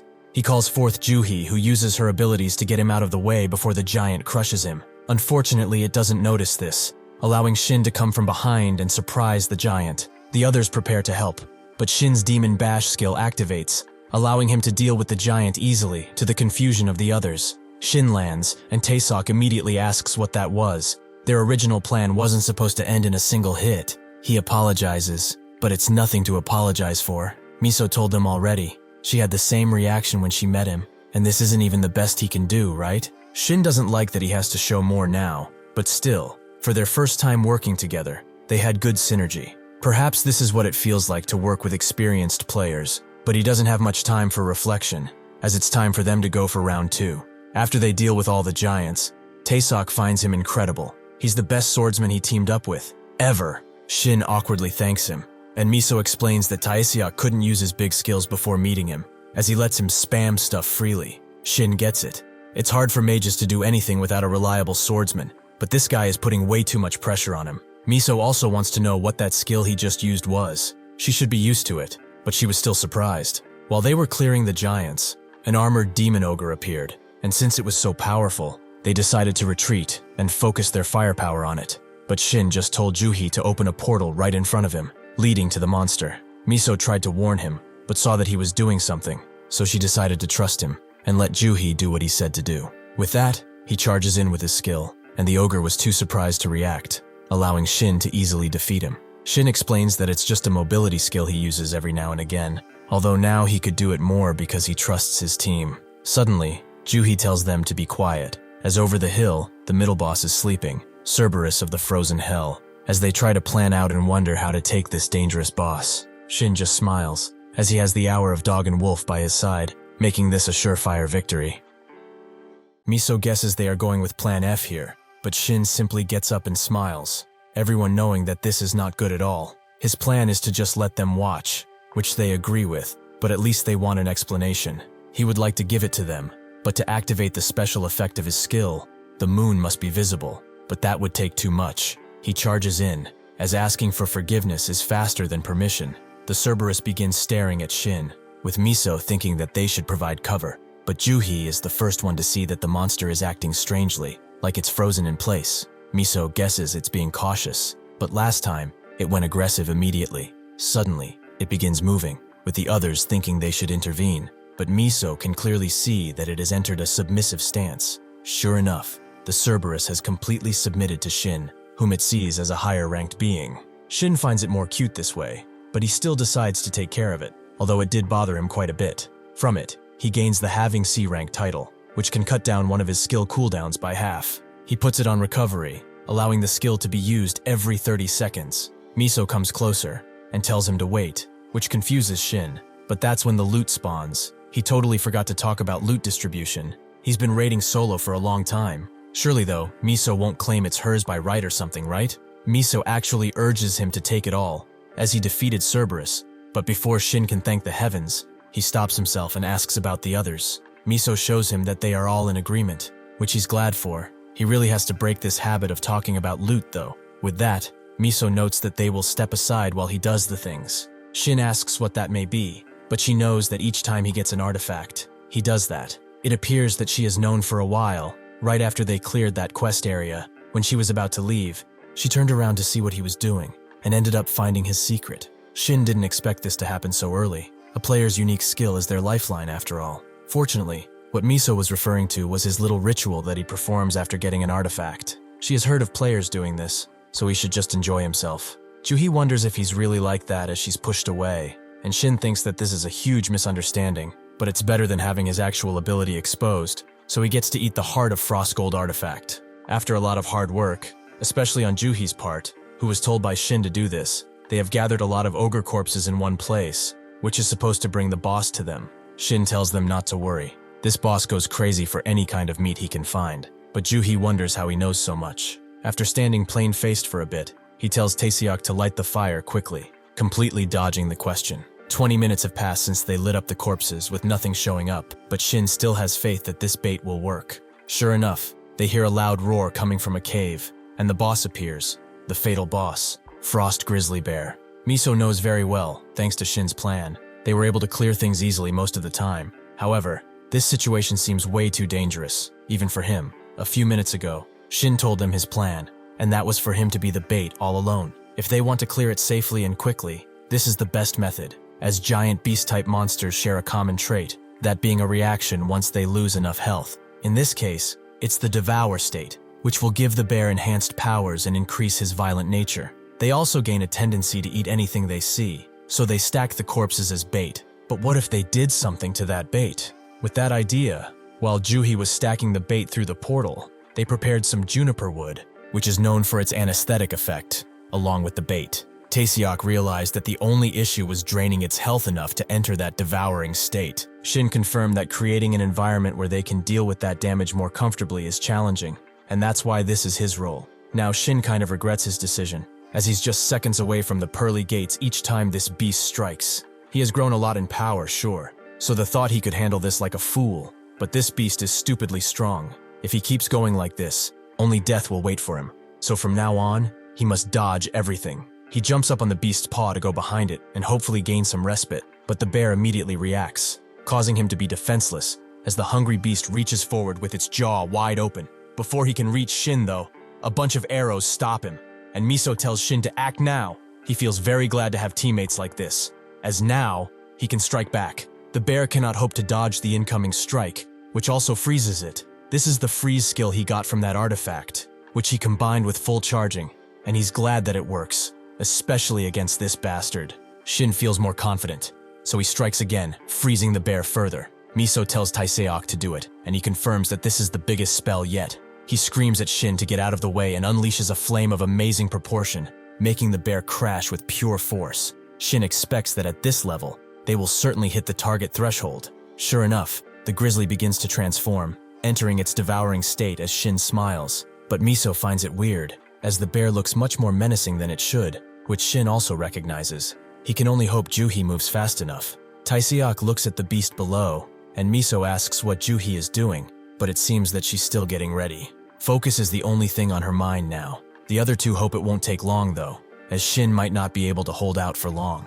As he runs away, he thinks that he's really going to die if something doesn't happen, but with the bear descending upon him closer and closer, he decides to charge head-on using his psychedelic skill. At the same time, Juhi gathers enough mana and opens the portal right in front of the bear, sucking him in instantly. She immediately falls to her knees, with Shin glad that she managed to do it, as his attack was nothing more than a fluke. The bear is happily chewing down on the poisoned corpses in front of him, with Shin being happy that this all worked out, although this was too close for comfort. After a bunch of easy attacks, the grizzly is completely defeated and left to bleed out, which does not take long. Miso congratulates Shin for working so hard, but he insisted on it, so it's fine. He gains a bunch of levels thanks to this win, but this dungeon was way too rough. Juhi also arrives and congratulates everyone, apologizing for not being able to do enough. Shin thanks her for going on with his rather reckless plan, but she feels that she learned the limits of her abilities, so it's fine. Shin is grateful that his teammates followed his plan like this,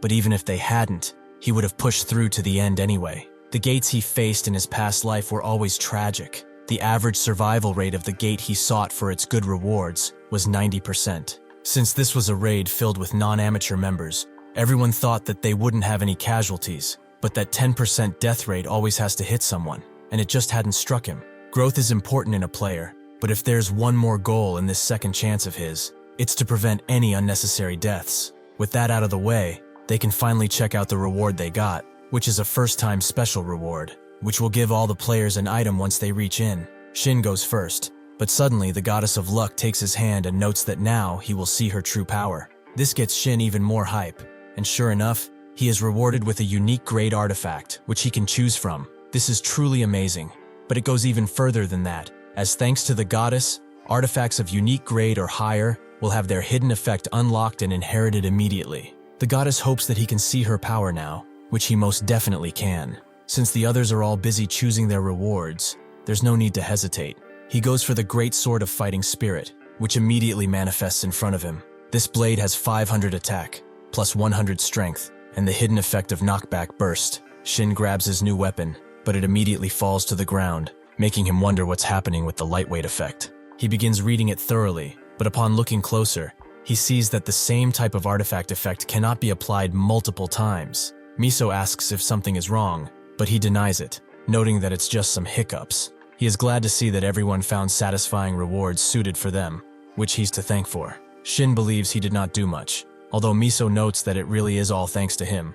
They discussed it a bit, and they feel like they should give the byproducts of the fight, like the boss corpse and magic stones, to him. Shin tells them not to go that far, but Juhi notes that they already calculated everyone's contribution, so this much is the least they can do. Shin covers his eyes, as he cannot believe his teammates would think of this. Just the monster corpses alone are worth 600 million. With the added byproducts, it's easily 1.5 billion. Truly, this is way too good to be true. He almost can't hold back his laughter. After getting out of the dungeon, Shin refuses to go somewhere to eat, as he's quite tired, and also wants to check the results of what he got. Before Miso leaves, though, she asks Shin if they can speak casually from now on. He can't really tell her that he's an old man, and that would be disrespectful, so he agrees, leading to Miso calling him Appa. This takes Shin by surprise, as it's been quite some time since he heard something like that. Meanwhile, Juhi and Taiseok, who heard all of this, think that something is definitely going on with Miso. Shin goes to the back alley behind Chunui Station and absorbs his old sword so he can use it on his new one. It didn't give him much in terms of stats, but at least it tasted good, and with this sorted he can finally check what he got. He is now level 51.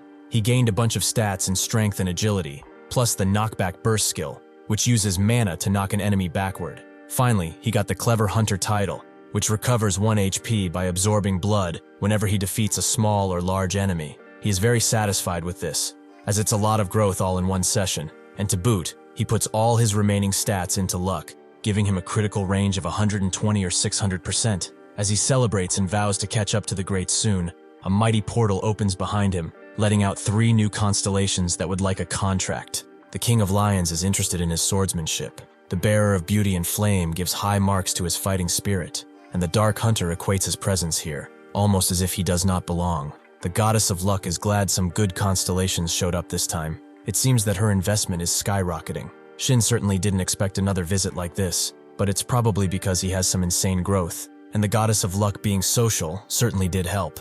First, he needs to assess each candidate well. The King of Lions and Bearer of Beauty and Flame are pretty amazing, as they are real-life heroes who ascended to constellation status. The real reason they are such a pain is that they both act like grumpy old men, who take everything one does as pure disrespect towards them. Besides them, the last candidate is really dangerous, the Dark Hunter. This is the last person a player wants to encounter, as she constantly monitors the dimensional bands in real time and roams around, tracking players who receive excessive benefits from system glitches. She is like a bounty hunter who targets players who are committing foul play. In his previous life, there was an infamous case with her. She harassed a player who signed a dual contract until he broke. It appears that none of these constellations are worth it, even if signing contracts is important. It's definitely a decision that changes the rest of a player's life, but right now, just having the Goddess of Luck is enough. meaning that if he waits just a bit more, maybe someone even greater might come along.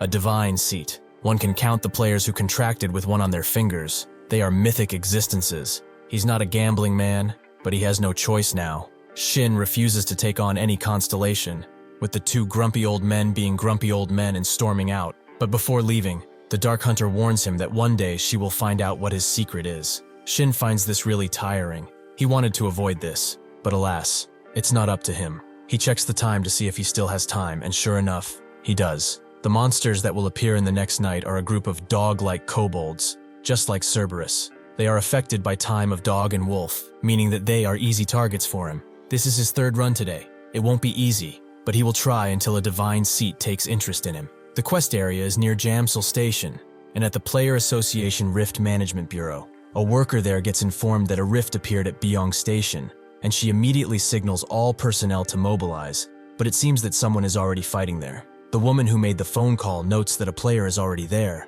and he's fighting the monsters all by himself. The bureau worker thinks it's too dangerous, but the woman doesn't really think so, as he's smiling while killing the monsters. The gap between reality was created 11 years ago after the first breakdown.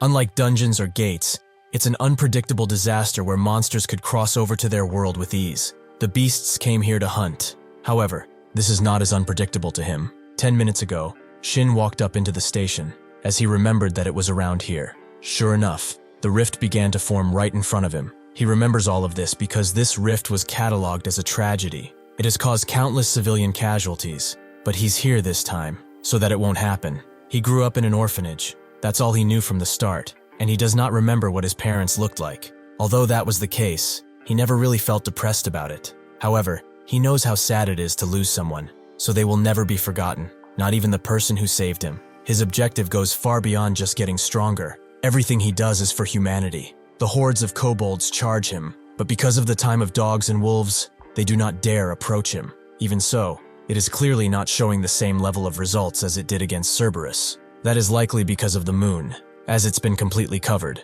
so they are not submitting to him fully. That just makes it all the better for him though, as it allows him to test his skills. Shin rushes in with full charging, with his slash seemingly stopping out of nowhere. The kobold smiles, only to realize too late that the real strike was right next to him, as Shin used knockback burst to send them all flying. He's surprised by how far this sent them, and it damaged them pretty well with full charging. This will do pretty well as his first AoE attack, and due to his luck stat, his critical hit range increased, so he's basically always guaranteed a critical hit. Unfortunately, these guys will not die in one blow, unfortunately for them, as he gets to enjoy the carnage. Later, people from the Player Association arrive in their car and demand to meet the person who called. This is Lee Hyun, a level 110 B rank player. The lady who called tells them where the monsters are, but upon seeing what is happening, his brother, Lee Jung, a level 90 B rank player, notes that they should check that out first. It seems that Shin is fighting the kobold boss, with Lee surprised to see a kobold rift all the way here. They want to charge in too, but Shin refuses to help, as he can take care of this guy by himself. He activates all of his buffs at once while the boss charges, as he wants to see what happens when he uses his AoE attack. The boss is naturally sent flying, right back into the edge of the rift, where he takes deadly enough damage to kill him. The others are shocked, and they even recognize him as Shin Sang-yun. He also recognizes that they are from the association and apologizes for earlier. Lee tells him that it's fine. It's a miracle enough that there were no casualties in a rift of this size. Shin says it's fine, but then Lee guesses he's going in, which Shin was actually going to do. But how did he guess? Lee heard that is what most upper-level players do, but they want to come with him, if that's not much to ask. His brother doesn't know what to say, but Lee vows not to get in Shin's way. They just want to see how he hunts. Shin likes that answer, and decides to let them come with him. It can't hurt after all. With that, they enter the rift, with Shin easily taking out anything that comes his way. The brothers are surprised by how tired he's running. They are out of breath, but they must follow because he has a very good battle sense they must learn from. Lee was proud of his stamina above all else as a player, but that fight they just went through was clearly not easy. 30 minutes earlier, at the rift entrance, they were instantly met with a whole army of kobolds, with archers and everything. Shin immediately put the corpse of one kobold in front of them, allowing them to dodge the incoming arrows, although only by a small margin. Shin thinks that bringing them might have been a mistake, as trying to handle this while worrying about them is not great. But that's just whining. He just has to learn from a situation like this, or he will never reach the high ranks. He sends his blade flying towards one of the shooters and then rushes in, taking the others out with ease. Unfortunately, another boss, like kobolds, chased him away. It's good that Shin reacted in time. If he had zoned out, he would have died against this kobold champion. He didn't expect him to be waiting on the second floor, but he doesn't have time to think about that. As the champion charges in once again, Shin wonders if he can push him back with his knockback burst, so he decides to risk it and try. Somehow, though, his sword breaks through the shield and right into the champion's break, surprising Shin, as he did not expect this much damage. Perhaps this is because of the great sword of fighting spirit. Since it's like that, he gets to have a lot more fun. The ones below this floor stop fighting for a second to listen to the incoming screams from above. From all this killing, Shin gets the swift movement boots, which grant triple the movement speed on unpaved ground. Shin immediately equips them, and they automatically refit to his size, making it much more comfortable. It seems like the other two are done with their side too, although barely. As they continue, Shin thinks that this run turned out much more fruitful than anticipated. He has 5 silver, 4 gold, and 1 platinum now, the equivalent of 1.5 billion won. Even just from wiping out the kobolds on his way, his health is full because of his clever hunter skill. Suddenly, he sees a door with some very ominous energy around it, something that he was actually aiming for. This is the king's vault, and inside, it's absolutely filled to the brim with riches. Shin crouches down to admire the treasure, allowing the sneaky kobold boss to let out an explosive shot. Shin, however, was expecting another ambush, so he charges in with his blade, only for the kobold to swiftly dodge and prepare another shot.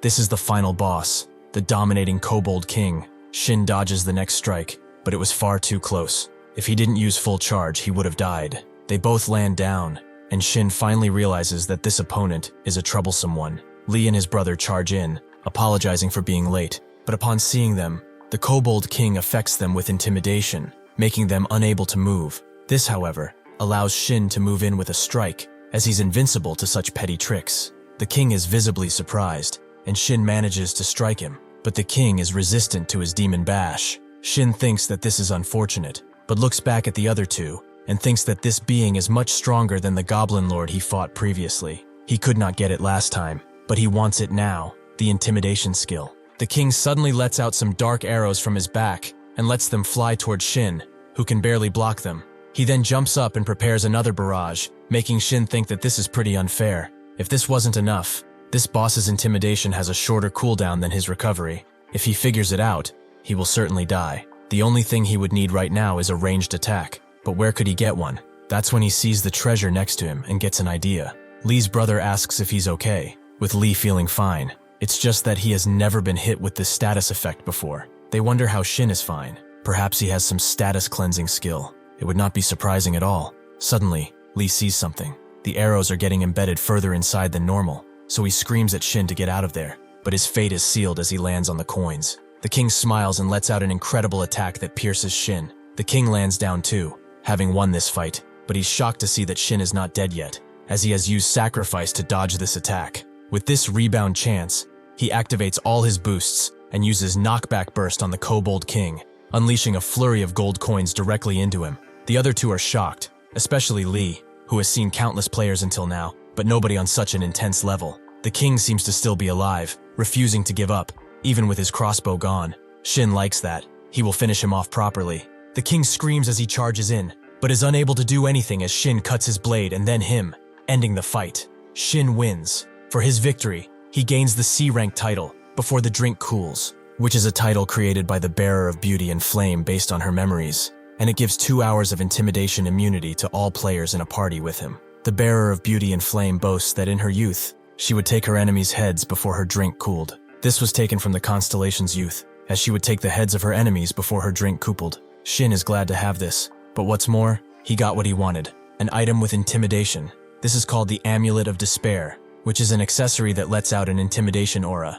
He also has the Boots of Evasion, which allow him faster movement if he's going backwards, and the Necklace of Exploration, which senses killing intent from very far away. Shin can't wait to consume all of it, but he will just stash it first, and consume it a little later. Suddenly though, Lee and his brother run toward him, and demand that they go now. Shin wonders what they are freaking out about. Everyone knows the rift's close, but that's when he realizes that he will not be able to grab all the precious treasures. The other two drag him out as he screams at the treasure. Outside, the The bystanders were waiting for them, and were very glad to see that they managed to defeat the rift, but then saw that the atmosphere is pretty down. Before Shin can even process his emotions, a reporter from the Player magazine shoves a microphone into his face and wants a few words from the hero who saved the station. Inside the S building, Player Town, in an advanced training room, Jo Ehyun, a B+ ranked player, summons 3 B-rank golems, which immediately charge Tyre. She intercepts them with ease, first cutting the hand of the first one before charging in and cutting up the rest with ease, leaving only rubble behind. She thinks that this is the limit of the training simulation. She came here so she could forget that feeling, but honestly, she wants to fight that guy again. They should have exchanged contact info at least. Suddenly, news breaks out about the rift at Bupyeong Station, and that a single player cleared it all alone. Tyre then sees Shin getting interviewed, who really couldn't care less, but she's just glad to see him. The reporter asks who his opponent was, as according to the Player Association, the monster must have been around level 150, right? He's way below that, so it must have been hard. Shin does not deny that levels are important, but it's not the only factor that decides a victory. Tyre thinks he's right. Being able to say that confidently means that he can judge his skill objectively. She has felt this for a while now, but he really is mature. She wonders who his teacher is. He might even have the god of war as his constellation, or perhaps he might be contracted with a divine seat, like she is. The next day at Shin's house, he gets to consuming the artifacts. He sorted through the artifacts he got yesterday, and all of them seem super useful. Must be because of his luck stat. But enough talking. Now he can grow exactly how he wants to. Since the player era began, most swordsmen had only this kind of image, the mold of strength and stamina, and they couldn't escape it. But then, as monsters with varied attacks began to pop up, those who only pursued strength started walking toward ruin. So swordsmen slowly began losing their place. It seemed like that at first anyway, but with the appearance of the sword demon Kyung-soo, the paradigm for swordsmen changed. He discarded their heavy armor to put all his points into agility and replaced defense with evasive maneuvers. In other words, a swordsman who could handle any situation, he was the first all-rounder. Though he never changed his style in his past life because of pride, this life, things will be different. The preparations to absorb the Amulet of Despair, Boots of Evasion, and Necklace of Exploration are complete, and they all give him a bunch of amazing-looking food, which he was looking forward to all this time. There are only 2 dishes though, so what gives? Suddenly the third one appears too, which is the fresh kobold swamp orange larvae salad, a delicacy for the kobolds, but a nightmare for anyone else. In front of Shin's house, a bunch of reporters scream at the city guards to let them inside, as they all have permission. The guards, however, couldn't care less. Their permission was not given officially at all. Shin just looks at this with a sad smile on his face, not even knowing how they got here last time. He opened his window to get some fresh air because he was not feeling well, but seeing all this just makes the sickness come back, so he should forget about what he just ate and rest. Since he doesn't have a plan moving forward, perhaps resting for just one day might be good enough. Suddenly though, his phone rings, and when he picks it up, he is met with the voice of Kim Ji-hye from the player management department. She was the one who stopped him from going alone that time. Shin remembers, but what does she want? She tells him it's nothing serious this time.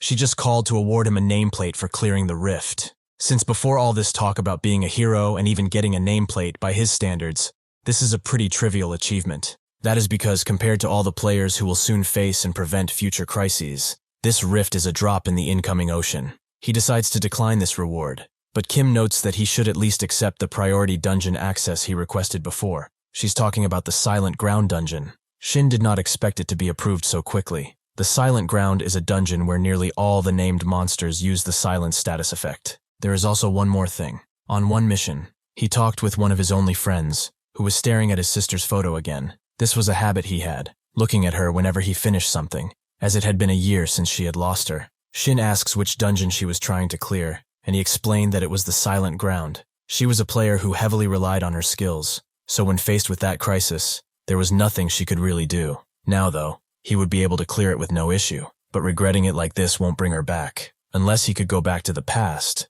nothing could be done. That is why Shin wanted to go to this dungeon. He wanted to help a friend never have such regrets ever in his life. For this, he purchased a new car, which he really needed. He would have wanted to spend the money on artifacts, but last week, he went to Bupyeong on the train, and he does not want that kind of attention. He also gets a call from Kim to confirm the raid for the Silent Ground, and he says that he's on his way. Shin sighs and thinks that time really passes quickly. He was focusing entirely on his training to review progress, and it's already been a week since he cleared the rift. During this time, he has been itching to try out the new skill he got, but unfortunately, there seems to be a traffic blockage right in front of him. It's going to take some time for the road to clear. Did a rift open or something? Actually, it did, and what he sees amazes him. Do Kyung-soo is there too. This is dungeon number 21, at the Yawido intersection. The fans cheer for Kyung-soo, and a reporter notes that he's still insanely popular. Does it feel good to be loved by so many people? He says that it's an honor, while not really caring at the same time.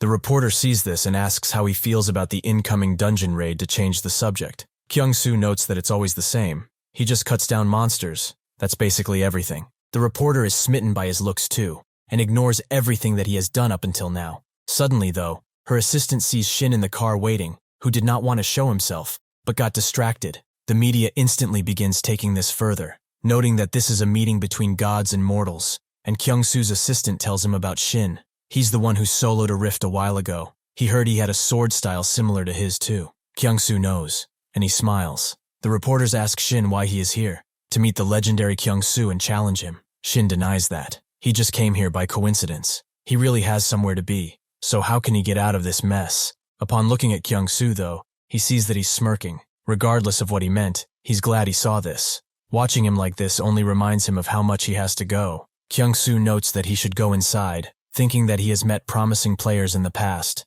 But this one's different. He's not looking at him with determination, but as a challenge to surpass. He is sure that someday, they will meet again. Later, Shin arrives at the Silent Ground dungeon, still thinking about Kyung-soo as he was standing there, but saw no opportunity to strike. Still, this made him even more determined. But his determination is interrupted by someone screaming at Kim, who notes that it was their turn to clear the Silent Ground. Why is Shin first now? He approaches and asks if there's an issue, with the woman noting that it's perfect timing. Is it not going too far just because he's popular now? Even players need to follow decency rules. Shin is glad that it was today. He was not sure because he had a fuzzy memory, but this is the day when his friend's sister died. He never imagined she would have his personality, though he was a pretty humble guy, but there's no need to hold back anymore. He asks what the deal is. Even if she's upset, she shouldn't take it out on him. As he followed the schedule of the association, there is no issue. With that, he heads straight into the dungeon, while the sister tries to tackle him as her teammates hold her back from it. Upon getting inside, Shin is met with a stench of rot, which is only natural, as most monsters here are undead, and not the preserved kind. The one that came from below grabs his hand and inflicts silence for 0.5 seconds, but he swiftly takes it out. This prompts a bunch more undead to pop out of the ground and charge him, meaning that he won't be able to use his skill anymore. Apparently, this is a gate that is all about fundamentals, which he is very confident in. In the Korea Player Association Scout Team 4 strategy meeting room, a group of suited individuals gathered around a long table while one person stood at the head, presenting information on a screen. The female presenter announced to the gathered team that the next player they needed to discuss was Shin Sang-yeon, whose image was simultaneously displayed on the large screen behind her. An older man seated at the table reacted to the news, observing that Shin Sang-yeon was the infamous child who reminded people of Kyung-soo, and who had made quite an impression. The man then expressed surprise that Shin had only awakened his abilities a month ago, after previously working as a porter. An Ik-hyun, the Scout Team 4 team leader for the Korean Player Association, crossed his arms and observed that Shin was the player that the brothers Lee Jung and Lee Hyun constantly praised. A team member with glasses confirmed An Ik-hyun's assessment, stating that Shin was indeed the one being discussed, and had recently been garnering attention from the public. An Ik-hyun then observed that while Shin's rate of growth was clearly unparalleled compared to other players, he doubted the player should be considered a very special case, given the existence of individuals like Kim Mi-so, Shin Taeri, and Do Kyung-soo. Shin Min-jae, the Scout Team 4 deputy team leader for the Korean Player Association, agreed with An Ik-hyun's assessment. Shin Min-jae clarified that while there were always players who displayed incredible rates of growth, and the way Shin handled the recent rift on his own should be assessed highly, they still needed to be conservative when discussing his accomplishments without being able to accurately identify how dangerous the situation truly was. Deputy team leader Shin Min-jae suggested that Shin might have been simply skilled at manipulating the media, but the person seated across the table swiftly interjected, declaring that she did not believe that was the case. Observing the exchange, another team member noted that this was the 100th time that Lee Ga-hee had objected to the deputy team leader's thoughts, and on top of that, she had even cut him off before he could fully finish his statement. The deputy team leader, Shin Min-jae, reacted to the disruption with visible anger before ordering everyone to be quiet. Team leader An Ik-yoon addressed the presenter, asking Lee Ga-hee if she had something she wanted to share. She responded by apologizing for cutting him off, but asserted that Shin was a player she had been keeping track of personally. She is the leader of Scout Team 4. Lee Ga-hee stepped to the front of the room, stating that she had been collecting data on Shin Sang-hyun for the last couple of days. She informed the team that it would take some time to look through all of the information she had gathered, but insisted that this was the only way they would be able to truly understand that Shin was no ordinary player. Lee Ga-hee directed the team's attention to the screen, explaining that the current display showed the typical growth chart of an ordinary player, adding that they had set the chart's parameters to the level they assumed Shin Sang-hyun had already reached. Lee Ga-hee then used a remote device to change the display, presenting what she announced was Shin Sang-hyun's projected growth chart. This new chart clearly showed a vastly different, more dramatic rate of increase compared to the ordinary player's chart, visibly shocking the members of the meeting. Deputy team leader Shin Min-jae, still reacting to the projected growth chart, immediately declared that the data was impossible, then confronted Lee Ga-hee directly. He asked her what she thought she was doing, and if she had lost her ability to objectively determine the skill level of the players she was assigned to review, sharply reminding her not to forget her role as a scouter. Deputy team leader Shin Min-jae directed the team to consider the number of skills and titles displayed on the chart, which showed 11 skills and 7 titles. He then pressed Lee Ga-hee for confirmation, stating that, at that rate, she was telling the team that Shin was matching the growth rate of the sword demon Do-kyung-soo. Lee Ga-hee firmly stood by her data, stating that her conclusion was arrived at after an objective review of the information, and there was no denying it. She further asserted the validity of her assessment by revealing that she had personally met all of Shin Sang-hyun's past dungeon allies. While questioning one of Shin's past, bulkier allies about the existence of any odd characteristics of Shin Sang-hyun, Lee Ga-hee received the response that there were 2 things many people would likely consider strange about the player. Lee Ga-hee requested that the ally focus more on Shin's skills, battle sense, and presence on the battlefield. The ally immediately responded with enthusiasm, declaring that Shin's skills were incredible and that he had never seen anyone use stun like that before. The bulky ally continued the conversation, noting that if Shin's skills were the only remarkable thing, he wouldn't be considered special. The ally then explained that the reason Shin was special was his natural combat sense, as an image of Shin effortlessly fighting shadowy figures flashed into the narration. Lee Ga-hee questioned 2 of Shin Sang-hyun's younger and more energetic allies about his sense of combat, prompting the male ally to immediately declare that Shin's basic training was incredible, which the female ally echoed, agreeing that Sang-hyun was incredible. She asked the young allies if they were saying Shin was merely incredible, compared to players of a similar level. The female ally immediately denied that, emphatically declaring that it was nothing like that, and if it were the case, they would not even be talking about him. The male ally elaborated, stating it was hard to fully explain, but what truly differentiated Shin from others was how well trained he was, making it seem as though they were working with a combat veteran who had years of experience. Lee Ga-hee asked the allies to provide a more detailed explanation of their assessment. The male ally elaborated, wondering if it was as if Shin already knew what would happen, and concluded that his sense to predict what the opponent would do next was incredible, as the image showed Shin maneuvering and striking shadowy figures with his sword. The male ally observed that for most people, it was fair to say there were moments when they would show weakness. Lee Ga-hee agreed, confirming that unless they possessed plenty of experience to back them up, an opening or 2 was bound to show. The young ally continued his observation, noting that Sang-hyun wasn't like that. Instead, it was as if Shin's body moved on its own before he even thought about what to do. She summarized the ally's point by asking if it seemed like Shin had a delicate sense for combat. The male ally enthusiastically confirmed her phrasing, agreeing that it was a perfect description of his well-trained sense for combat. The male ally concluded his thought, stating that no matter what situation Sang-hyun was found in, he already had a solution for it. Returning to the present meeting, Lee Ga-hee began to summarize her findings, concluding that the characteristic that differentiated Shin Sang-hyun was an instinct that rivals foresight. She continued her summary, asserting that Shin Sang-hyun's battle sense rivaled most A+ ranked players, and if they included this instinctual foresight into their analysis, she believed Shin had the grounds to be considered an S-rank player. As Shin finishes fighting the beasts, he scoffs, as there are way too many of them. Deputy team leader Shin Min-jae, still reeling from the data, expressed his disbelief and questioned Lee Ga-hee on whether she truly understood what it meant to be considered an S-rank. She confirmed that she was well aware. He then demanded further clarification, asking if she was suggesting Shin Sang-hyun possessed foresight and already knew a rift would open, managing to acquire the 7 titles that way. Deputy Team Leader Shin Min-jae, still escalating his disbelief, sarcastically demanded why she did not just claim that Shin had come back in time and regressed. She immediately took the suggestion seriously, finding the idea of regression to be a convincing theory. However, the deputy team leader sharply cut her off. Team leader An Ik-hyun silenced the room, observing that he understood her point that Shin Sang-hyun was not an ordinary player, and therefore, starting that day, she was solely assigned to keep watch of Shin.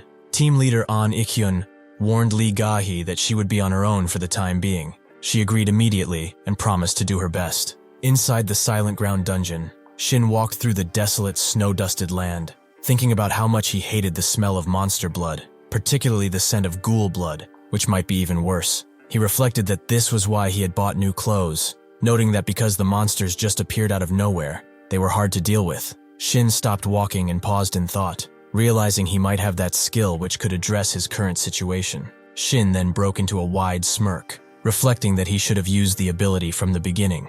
The skill displayed was Detection, an active support ability that, at skill level 1, allowed him to activate the Eyes of Detection, and before monsters of the same type left a designated area, all monsters within a 100 m radius would be marked, and any bosses would be separately marked. Using the detection skill, Shin was surprised to see the large number of remaining monsters marked in the area, exclaiming that he thought he had already defeated most of them, before deciding that he should just skip some of them. While still scanning the area, Shin reacted with a curious, "Huh?" as he noticed a small, fly-like creature marked as an enemy, hovering in the air. Shin looked closely at the fly, questioning whether such a small creature counted as a monster. But the creature suddenly detonated in a brilliant explosion of light and fire. Amidst the fiery debris, Shin reacted with a grunt, identifying the creature as a suicide fly, but was thankful that he reacted in time, allowing him to get away with just burns. If he hadn't, his whole arm would have been torn off. Now on guard,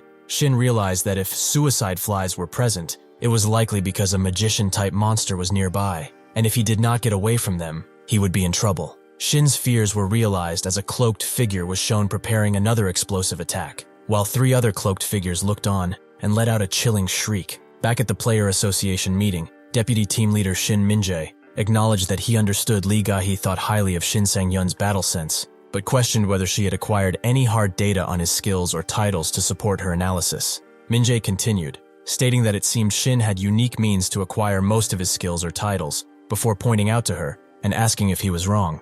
Lee Ga-hee responded to the deputy team leader, confirming that she had actually thought about the theory she was about to present, but prefaced it by stating that what she was about to say was just a theory of her own. Lee Ga-hee concluded her statement by warning that on the slight chance her theory was correct, Shin Sang-hyun was a player beyond any normal comprehension. At the same time, Shin uses a defensive sword to block the mage's incoming attack, something he predicted. A few days ago, in the underground training room of Player Town Building C, Shin was training adamantly, shown deflecting multiple attacks and creating a brilliant explosion of energy during the fierce session. Shin thought that it had been about 3 days since he started this routine, reflecting that, except for special cases like his ability to consume an artifact, the standard way to acquire a skill was very simple. Shin elaborated on the simple method of acquiring skills, explaining that it involved repetitive labor, and that if one used the widely known guides, acquiring basic passive skills was relatively easy. Shin continued his internal monologue,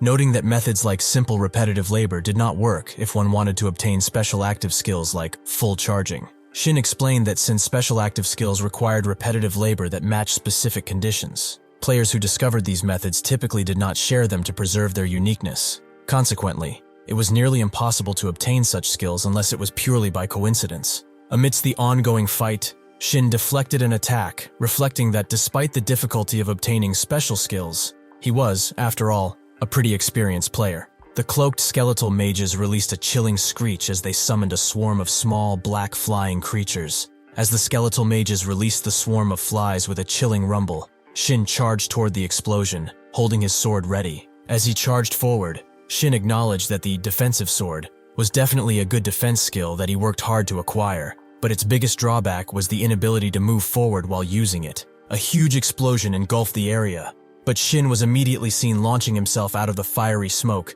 utilizing his momentum to rush directly at the surprised skeletal mages. The group of skeletal undead mages unleashed a chilling screech as they simultaneously cast multiple green glowing inferno spells towards Shin.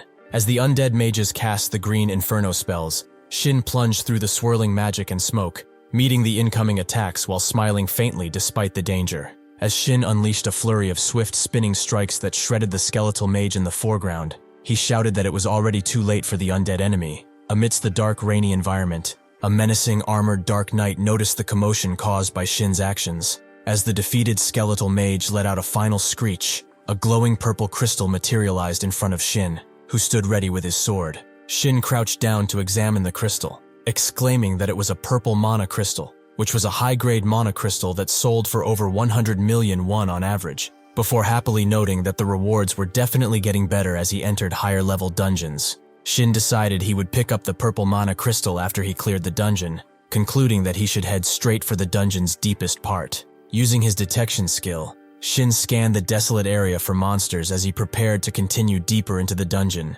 Shin reacted with alarm, wondering why his detection showed only one monster, asking where all the monsters that were previously piling up had gone, and finally questioning the whereabouts of that single remaining monster. The armored Dark Knight appeared directly behind Shin, who was already crouched low and looked back in shock at the imposing monster. In that moment of realization, Shin thought to himself that there was something behind him, but it was already too late for him to react. Under immediate threat from the Dark Knight, Shin thought desperately about the direction of the attack, right, left, or below, and swore in frustration, realizing he had no choice but to guess the direction by instinct. Reacting purely on instinct, Shin launched himself into the air, praying that his choice of movement was correct as the Dark Knight's attack surged underneath him. The Dark Knight's powerful attack tore the ground apart, creating massive, jagged purple fissures that forced Shin to exclaim that the situation was crazy as he remained airborne. While suspended in the air, Shin realized why the other monsters had vanished, concluding that the monsters had all run for their lives because the Dark Knight had shown up. Shin recognized the powerful monster as a Death Knight, a creature that annihilates both enemies and allies without distinction or care. The Death Knight charged and plunged downward at Shin.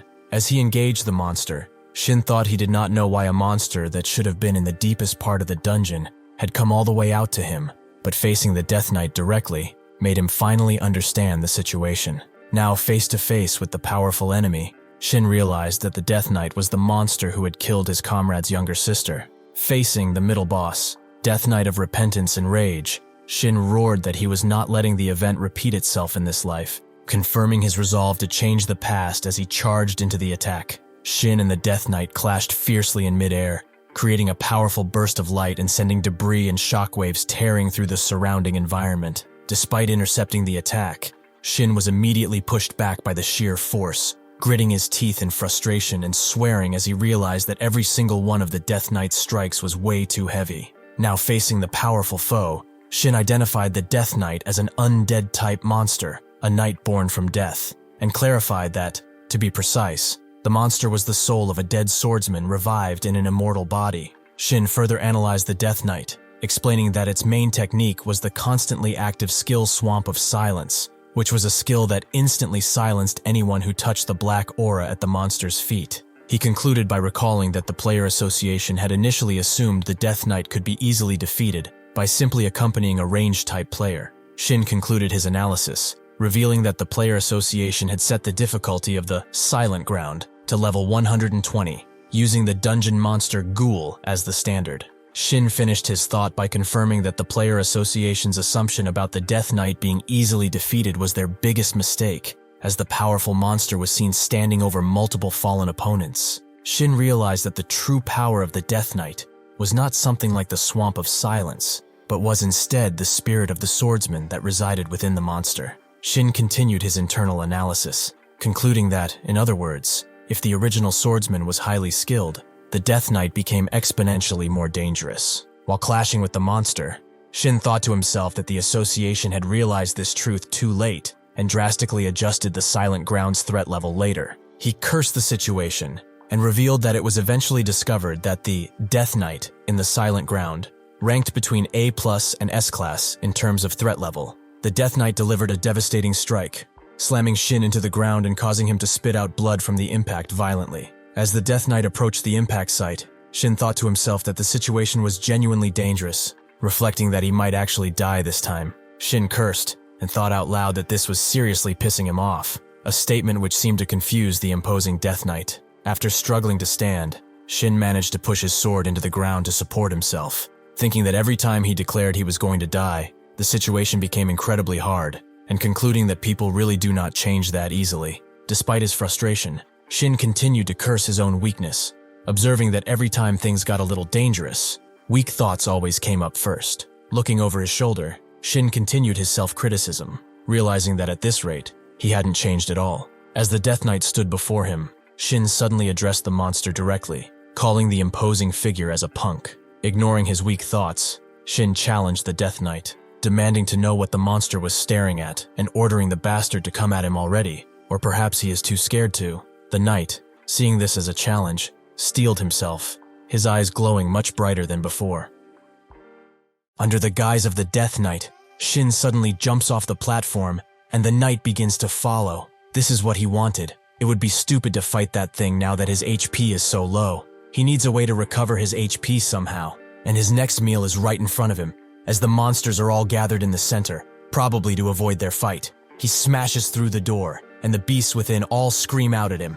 He begins to cut one after another, hitting them with whirling strikes, finishing just as the Death Knight descends on the area. Thanks to his clever hunter title, Shin gets a bunch of HP, and thanks to his last artifact, he can make sure anyone who chases him won't catch him. Using all this, he continues to regenerate HP by clearing the beasts and running away from the Death Knight. Eventually, he gets to the deepest part, and surprisingly, there are still a ton of monsters here. Shin thinks of using them to fully recover his HP, but that's when the knight barges through faster than before, and Shin barely has enough time to dodge the incoming strike, which almost clears out all the monsters in the area. Shin knows that the attack wasn't for him. That bastard figured out what he was doing. The knight charges in, forcing Shin to dodge upwards and try to strike. Since he already recovered enough, using knockback burst, he should deal some good damage. Suddenly though, his effect gets silenced as the knight charges in, as he has the Swamp of Silence ability. Under this extremely vulnerable position, Shin takes the full brunt of the attack, which almost kills him. He knows he made a mistake. He told himself so many times that he would be wary of this. However, he just cannot give up like this. He promised his friend he would save his sister. It was his dying words, and he promised. As the knight watches to see if the target is dealt with, Shin speaks, noting that he was thinking wrong. It's his fault for trying to manage his encumbrance until his final boss went wrong. He's not going to keep making mistakes though. Now, it's life or death. He uses psychedelic, knowing he cannot keep up, not because of the goal he set in the past, but because he cannot look past things he can protect. They begin to trade incredible blows, their strikes swifter than before. Just a light scratch is enough to rip away his palm skin. He will not be able to win through brute strength. That's clear now. However, he also sees that he is better than this guy in. He dodges a strike, goes behind the knight and tries to strike. His attacks do not matter if he cannot land them. He lands a critical hit, and using his luck stat, that critical hit range goes up to an amazing 600%. This breaks the knight's helmet as he crashes into the ground, standing defeated. Shin knows that he is not done yet and tells him to get up.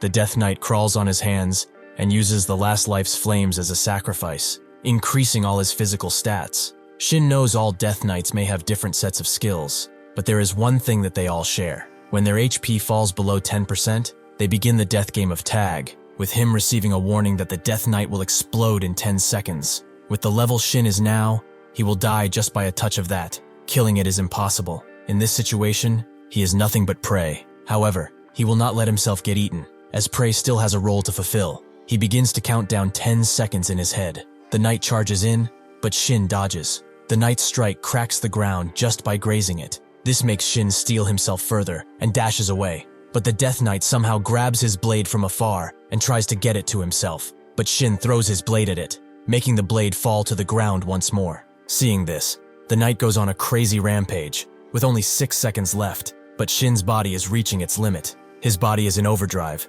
His lungs feel like they are about to be crushed, but he needs just a little more time. Just a little. The knight strikes the ground, sending Shin flying, but the knight doesn't stop and pounces on him. Shin thinks that he cannot use his abilities, so he has to think. If he doesn't, he will die right here. In the past, when he was dealing with some ghouls, he was very glad to get them, and his friend came too, looking much better than he did, even though they did the same thing. Shin noted that the ghouls were very hard to deal with. They kept using silence and spamming attacks. That is why his friend told him to get those status abnormality potions from the guild. But Shin didn't see the use of an artifact with a cooldown of 2 hours. His friend noted that even if the cooldown is long, he can still use it once and make a chance with that, perfectly clearing a raid in the situation that was given to him. Isn't that what being a player means? Shin told him not to lecture him, and they bickered a bit, but this memory gave him an idea. He uses recovery, clearing the silent status, and he uses all his mana in one gigantic backstep. The knight screams out, 2 seconds remain, and Shin latches onto a chandelier. He cannot do anything else but this.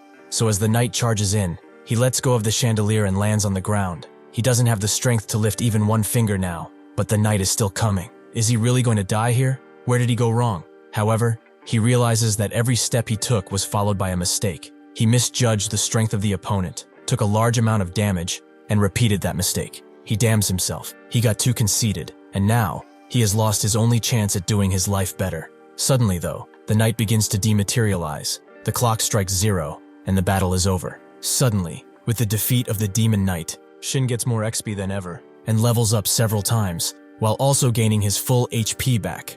Unfortunately, he still doesn't have stamina, and the side effect of psychedelic is kicking in too. He could keep up building penalties, but the final boss of this place is no easy opponent, which leads to one conclusion. What he needs to do now is recover his stamina and take the penalty. He deactivates psychedelic, causing him to instantly feel a crushing pain all over his body. He is extremely exhausted, and the built-up damage of the debuff keeps attacking him, to the point that he may die. Without being able to do much, Shin loses consciousness, and at the entrance, everyone is confused. As the analysis said, he would be out by now. His friend's sister's comrades think they should make a report, as he might be in danger, but she does not notice that he was confident, so he should take responsibility. Still, he is staying way too much in that place. Just what is he doing in there?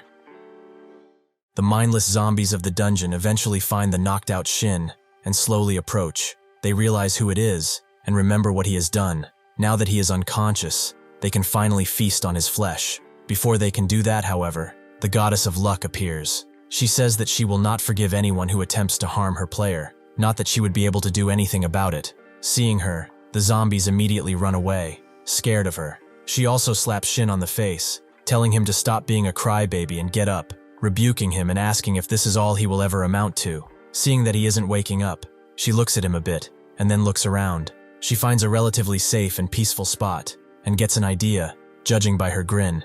It seems she has dragged Shin to that spot. He wakes up hours later, wondering where he is, before he suddenly jolts awake, realizing where he is, and wondering how long he has been passed out. Immediately, his entire body starts to recoil from the after effects of the psychedelics. His skills have hit hard. He didn't know it would be so bad, but he didn't have a choice against an opponent like that. Anyway, it seems the ghouls did not chase after him, but that doesn't really make sense. They are suckers for corpses, after all. He looks next to him and sees that the goddess of luck is there, resting. It seems that she has rescued him, but do constellations even sleep?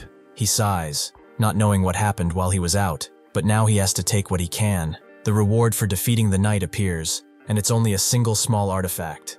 The Silent Ring, a platinum one. It has the special effect of mana circulation. Just by wearing it, his mana recovery speed will be raised by 4 times what it is now. However, this is only possible in a dungeon on nights when the moon is fully visible. During the day, it will be reduced by a factor of 2. Shin kicks a skull away in frustration. The system really expects him to be pleased with such a reward after he worked so hard, and it's not even a silence. Was he not rewarded because this guy wasn't the final boss? However, he gets an idea. Upon defeating the Death Knight, he has earned more XP than he could ever have imagined. This is a level he has never reached before. He opens his status and sees that he is now level 83, with a bunch of stats already boosted and 25 available points. Shin is shocked, as he did not expect to see such a high number. He is sure the last time he took down the Kobold King, he got to level 58. So just by taking down the Death Knight, he went up by over 20 levels. It seems that he got a crazy amount of experience in exchange for not getting many artifacts.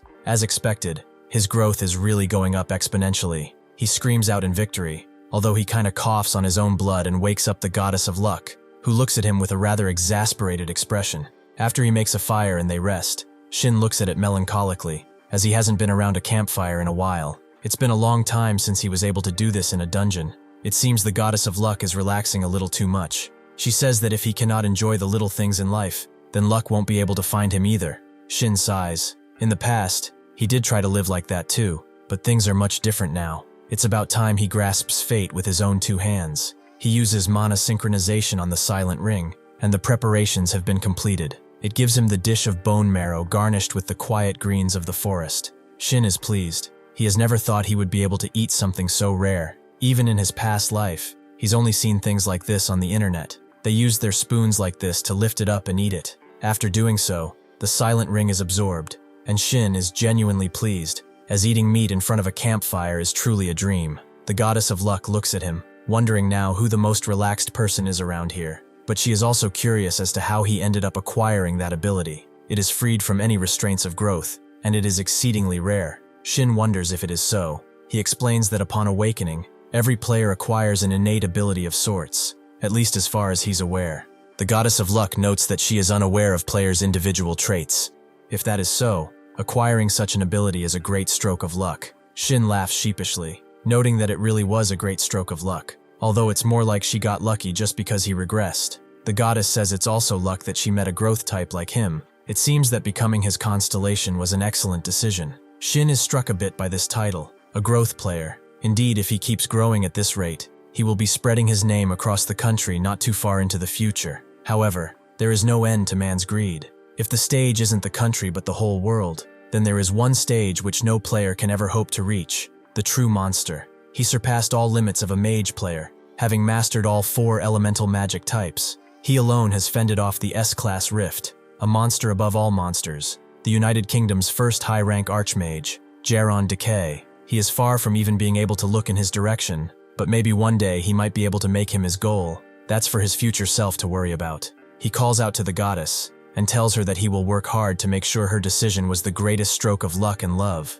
The goddess is surprised by his earnestness, but then smiles and goes to her full form, immediately pulling Shin in a tight hug. She says she knew she had an eye for people and is very happy, also saying that he said something very admirable, and she is proud of him. She has resolved herself to work hard to support him in the future as well, and the trust she has in him has deepened. Shin just tells her to get her cannons out of his face, as his muscles ache, but thanks to her giving him a hug with all her strength, his stamina recovers. Because of this, Shin makes his way to the Silent Ground's final boss room, going to the audience chamber of silence. The final boss is the weary King Arch-Lich. He speaks in a foreign language before apologizing to Shin. He had not considered that his language would be tedious to repeat, but he had done well to come here. Now they will see if one such as him can cure his boredom. Shin is surprised that he was this kind of character all this time. Anyway, he just left them alone, even though they were camping right outside his door. Due to that, he managed to make a full recovery. Now he will be making quick work of him. He won't have any time to be bored, because he is finally done with this annoying ass place. The Arch-Lich immediately begins attacking Shin, who dodges again and again. The Arch-Lich finds him extremely entertaining, watching him scurry around like a rat, but now he wants to see how long he can keep running that mouth of his. He tries unleashing a pincer attack, but Shin gets out of the way swiftly. He knows what this skill is. It's subspace, and it's extremely dangerous. Weapons keep coming from every direction, and he can't even defend properly. Even using his defensive sword technique is difficult. He can't even tell how many more hits he can block. Do monsters like this just not run out of mana? On the other hand, he will run out of mana if he keeps using skills like this. Now that he thinks about it, his skill usage pattern feels like he is trying to bait him into draining all of his mana. The Arch-Lich screams, noting that it's time to put an end to this show. It is just as he has said, as he has foretold. The end has come for him. The Arch-Lich pulls out 2 giant hands from his back, allowing him to triple cast at once. He tells Shin to not be afraid. Death is rather peaceful. Shin tells him that indeed he can relax, as he will end this in the blink of an eye. The Arch-Lich is an undead monster capable of casting high-level magic. It is classified as a high-rank mage. Compared to the Death Knight he fought earlier, it isn't nearly as dangerous, but in its current transformed state, it may prove a more difficult opponent. The reason for that is simple. Naturally, most mages utilize both hands to cast a single spell, the reason being that casting with one hand makes the spell weaker and less accurate. That is why the Arch-Lich chose a very simple solution for this. It took advantage of its physical trait as an undead monster and forcibly increased the number of arms in order to cast more spells. Shin is positive that a perfect triple cast isn't possible, but being able to cast 3 spells in quick succession is simple, yet incredibly powerful. Although all he needs to do is take him out before he can do anything about it. Seeing him charge in, the Archlich knows that he has made a grave mistake and activates the language of silence, which silences Shin, not allowing him to use any skills for 3 seconds. Shin, however, still charges in, as even without skills, he is more than strong enough to take his head off. The Archlich doesn't even flinch as Shin's blade flies towards his head. That is why he said what he said. Using one hand, he uses the skill Extreme Close Range Blink. Once again, he will inform him that he has made the most terrible mistake. With that, he casts Flames of Purgatory. He should not wallow in grief though, as he merely suffered a poor bout of luck. Before he can stroke his ego further though, Shin just crashes through his casting and smashes his blade through his entire body, shattering it completely. The Archlich is shocked. He wonders how this happened, and Shin smiles. He said he had a poor bout of luck, huh? He is sorry. Luck is all that he has after all. The Archlich falls limply to the ground and thinks that he cannot be. Just how did he do something like this? Shin is surprised that he is surprised. The Lich has been watching him all this time. He should know that he has a skill that can undo his silence. The Archlich confirms that he knew that, but based on what he saw in his last fight, his fighting style, and the limits of his mana capacity, he was certain. He was not mistaken in what he saw. He knows this. He should not have been able to use any skills. His calculations were perfect. Shin confirms as such, but that was his mistake. If one can overcome their limits, even a vermin can keep growing. He has been able to win because of the mana circulation passive skill. Even though it is weaker than the ring's effect, he still has 3 times the mana recovery speed, which decreases to half during the day. Eventually, his comrade's sister sees him coming out of the gate. She is pretty shocked to see him alive, and the other workers there immediately tell them to grab the cameras, as they are going to start an interview. Shin looks around and sees that this entire place is surrounded by reporters. Immediately, he gets swarmed. A reporter almost shoves a microphone down his throat. Someone from the hospital's emergency ward rushes in, wondering if his pulse is stable and if he is okay. She asks if he lost a lot of blood and what his blood type is, and his personality type too, for some reason. Shin just tells them to buzz off and give him some space. His gaze immediately falters as he spots his old comrade next to his sister, who is pleased to see him alive, although he shouldn't expect any help. Shin doesn't even hear her, and continues staring at her brother. The entire world melts away, and Shin smiles wistfully, as finally, he can repay his debt. 10 years after awakening, he hit a wall. His growth had completely stagnated at that point. He had invested everything in his Devour artifact skill, failed to build any relationships, and ended up isolated from the rest of the player world. Something happened. It was just another day, with no one paying him any mind, but that's when he called out to him, noting that he would like him to join them for a raid. He was asking because one of their guild members came down with a stomachache, and he continued explaining their guild, looking really happy. Having never belonged anywhere, he wanted that sense of camaraderie and security too. However, he refused, noting that he was planning to raid alone today. It was a petty display of pride. At the time, he had 10 years of experience as a player. He couldn't stand the thought of others seeing him fail even to the most basic standard, and because of that pride, he had almost lost his life. Meddlesome as he was, this guy followed him into the dungeon. His life would have ended there and then. It was then that he realized something. It was thanks to him and thanks to this situation that he was able to cast aside his inferiority complex and start anew. If it weren't for him back then, he would never have changed, never would have been able to take that step. To thank him, after that, he took his offer without a second thought. He liked it there. It wasn't strong, but it was a guild that stood up for weaker players, and it reminded him of why he became a player in the first place. At one point, as they were drinking, he was complaining about really quitting this time, as he couldn't take it anymore. Shin wondered what he was going to do if he quit. He wanted to do anything else, maybe work part-time or start farming or something. It's just that he was afraid they were facing death over and over again, and watching people die with his own eyes is too much. Did he ever tell him that he formed this guild after his younger sister left home? That's why he decided he would help other players in danger. That is how he has lived his life up until this moment. He heard another guild member in the ICU quit and left yesterday, despite receiving so much help from him. Shin did not have the strength to help him when it mattered. He wanted to tell him to go ahead and quit, but the guild had grown too large. There was no way he could abandon the members whose livelihoods now depended on him. He could not say it back then, so he will say it now. He claps him on the shoulder and tells him to never even think about forming a guild, as he will just end up giving himself a hard time. He is not made for it. He is too kind a man. He apologizes, as he doesn't think they've met before. He doesn't really have a good guild, but his sister reacts and tries to attack Shin, noting that it wasn't enough for him to steal her dungeon. Now he's messing with his family too. Shin just excuses himself, hoping that this old comrade of his enjoys his life. Inside the Dimension Core residential sector B slums, a few strange beings are strewn about, seemingly living inside the city. One of them speaks in a foreign language, and the late bloomer model student is there too. He thinks that this is dangerous, and it is already too late. He must execute his plan immediately. On the news, it is confirmed that, due to information provided by player Shin Sang-hyun, they've received word that the dungeon Silent Grounds has had its danger level adjusted. Up until now, it was a dungeon that had many casualties compared to its danger level. It was revealed that a monster called the Death Knight was far more dangerous than their usual dungeon. As such, entrance to the Silent Grounds is forbidden until an accurate danger level is assessed. Shin thinks this is good. He is sure that what happened in the past will not happen again. Did he finally manage to save someone for the first time after regressing? He hopes so. He's gained a lot from going into the Silent Grounds, and it's not just a matter of artifacts and titles. He has also gained information about the late bloomer model student. The rewards he got from the Archlich this time are pretty insane. A dimensional bag with a subspace skill allowing him to store anything anywhere. The Lich Ring, which has the special effect of silence and gives him 25 mana.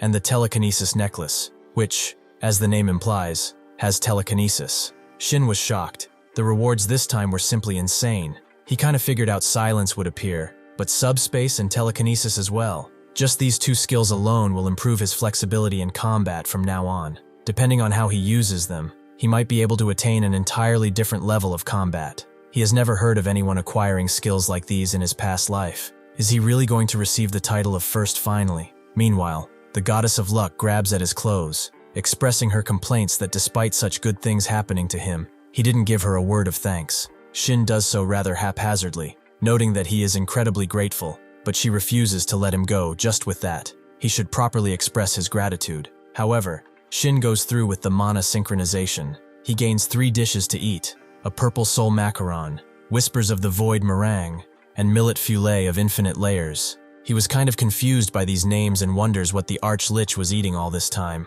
First, he tries the infinite layers dish, which explodes in a world of flavor. As the name implies, it really did have infinite layers. There is no end to the layers in his mouth. It is an unending flavor, like something out of a dream. He apologizes profusely to the dessert for looking down on them until now. He is really truly sorry. After absorbing all 3 artifacts, he thinks that he thought that the Arch-Lich wouldn't shut up. However, he wasn't bad at all when it comes to meals. He was offered a choice to bind telekinesis or silence. Selecting telekinesis is definitely the right choice for the great sword of fighting spirit, but the problem is silence. It doesn't have a sustained effect like stun or freezing on it. He doesn't think binding it to full charging or no big burst will have much of an effect either. He doesn't know what the risks are. The best choice for now is to bind it to his basic attack. However, when he tries, the system explains that additional requirements must be met to bind the absorbed effect to basic attack. He will have to expend 1 mana for every basic attack that will allow the usage of silence.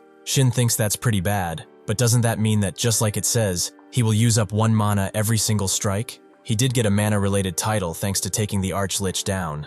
It's the End of Twisted Desire, which gives him 120 mana. If he uses mana circulation, he will have a constant stock of mana. But if he ever happens to be surrounded by a bunch of weak monsters, it will just be an unnecessary risk. He thinks about it a bit, and then scoffs, as sometimes one has to risk it. He can't grow if he stays in his comfort zone all the time. With this, he binds silence to his basic attack. Suddenly, a constellation portal appears behind him, the surrounding energy growing bleak. Shin wonders if she called other constellations again, but the Goddess of Luck noted that she was surprised as well. She did not have a hand in what is happening now. It appears that 3 new constellations have come for Shin. The great conqueror of the Mongols says that he left a great impression on him with his manly way of fighting. The Sun King has said that it is important. A diamond in the rough like him requires a supporter who can provide an appropriate reward or care. The Goddess of Luck immediately voiced her complaint regarding other constellations appearing, despite knowing she is present. She insists that they return. However, that's when a new goddess has appeared. While saying that the player should not be monopolized, the Goddess of Luck is surprised as she sees her, and the new goddess tells the great conqueror of the Mongols to move, as he reeks. He laughs, and gets out of the way. Shin was surprised. A new goddess? He feels like he can tell who that is from her appearance, but did that constellation have an alias like that? Anyways, the new goddess smiles and stares at him, saying that she has been carefully observing his courageous spirit. She figured he left a great impression on her. and has added that she has decided to come here in person. She also says that a man like him is more than worthy to stand at her side. He should leave that antiquated goddess and come stand at her side, the side of a sophisticated and glamorous goddess like herself. The goddess of luck immediately berates her. She is a shameless goddess with no regard for authority, and dares to attempt to assume her position. The new goddess commands the other constellations to remove these ancient remnants of a bygone era from her noble gaze. As they continue bickering, Shin doesn't really know what the relationship is like, but he can see that they do not get along at all. The new goddess also says that she has secret information to share with Shin. He should hear about it and form a contract with her. As this information is about the late bloomer model student, immediately Shin grabbed her by the hands and shook her a bit, asking if he had formed a contract with another player yet, but more importantly, just how is he doing? Just what has he been doing up until now? The new goddess explained that while traveling, she happened to find him in the slums of the Dimension Core. She added that he was a maniac obsessed with the eschatology of the Dimension Core itself. If he wished to learn more about him, however, he must abandon that goddess and form a contract with her. Now Shin sits in his apartment and thinks about it. The eschatology of the Dimension Core, huh? He can't figure out what she meant by that. When they were together in his past life, he never brought up something like that. Suddenly, the goddess of luck arrives, and Shin asks if she got any information. She shakes her head, apologizing, but that the late bloomer model student was nowhere to be found in the slums. Shin thanks her for looking, and the goddess of luck also notes that it was refreshing to see him humble that sly dog. Shin, however, is more focused on the task at hand. Just what was that guy doing in the slums? He said that's the place where those who fail to become constellations go. Where is he? And what has he been doing all of this time? At Hyunjung Corporation, the president shared the participant list for the upcoming open market. Naturally, her gaze falls on Shin Sang-hyun, as they have quite the interesting guest attending. This is Hyunjung's corporation president, Han Hyunjung, a level 900S plus ranked player. Driving in his car, Shin concludes he couldn't find any information about the late bloomer model student, or the eschatology of the Dimension Core. Of course, this doesn't mean he could form a contract with that goddess. She was most likely interested in him just because of her selfish desire to ascend as a mythical constellation. Moreover, if he had made a contract with her and faced some accident that doomed his growth, he would have been screwed. Staying together with the goddess of luck was the best decision. After a long while of thinking, Shin finally arrives at his destination, the Hyunjung Market. The open market, as the name implies, it's a place where players can freely buy and sell artifacts. Because artifact trades are done face-to-face, a market that would guarantee the player's safety in exchange for a commission fee was bound to form. Exchanging goods at high prices was a very dangerous thing to do in the past. That's why the most important condition of the open market is safety. Major guilds across the world operate the majority of open markets, and the unparalleled top market in the country is exactly this one, Hyunjung Market. Although the market is affiliated with the Hyunjung Corporation, a strong guild, the main reason for the success is its leader, Han Hyunjung, the only player in the world with an S+ grade buff ability. High-ranking players come from all over the world to the market and act as implicit guards to keep the peace. The number of people wanting her buffs is so high that no one would dare cause trouble in the market. After entering, Shin is intercepted by a female guide, who, before letting him enter, demands his entrance code. Shin presents himself and notes that it has been about a day since he received the permission. The guide checks her tablet and confirms his access to the 8th basement floor. The revelation leaves Shin utterly shocked, and he sweats while wondering why Han Hyunjung rated him so favorably,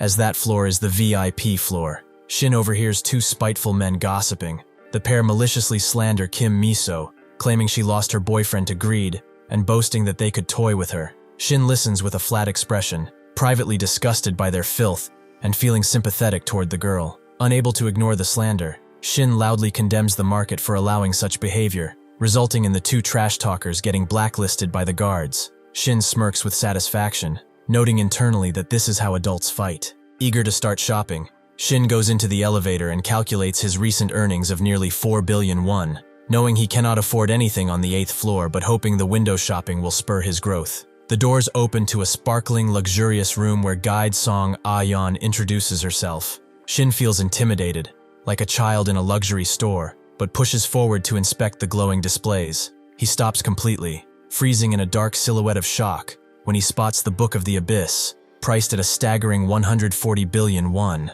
Ah-yeon explains the epic artifact, prompting Shin to force a sweaty smile and pretend he does not need it because he is a swordsman. He quickly declines her offer to see swords, secretly hoping she missed his internal panic, before curiously pointing out a bright light, illuminating a special stage. Stepping closer, Shin watches two men marvel at the display before his own eyes widen in absolute disbelief. An explosive wave of fiery aura blasts outward, revealing an almighty-grade mage stone engulfed in raging flames. Shin stares in astounded silence as he realizes this is the absolute highest tier of artifact. The menacing starting price is 3 trillion won. Seeing this, he concludes that the seller, Jaren Decay, not only has artifacts of the highest grade in his possession, but that he also has much stronger artifacts than the ones he is selling. He notes that he came here pretty motivated, but now he is realizing how powerless he really is. Seeking relief, Shin retreats to the much calmer platinum zone on the 4th basement floor. Spotting a glowing blue necklace priced at 700 million won,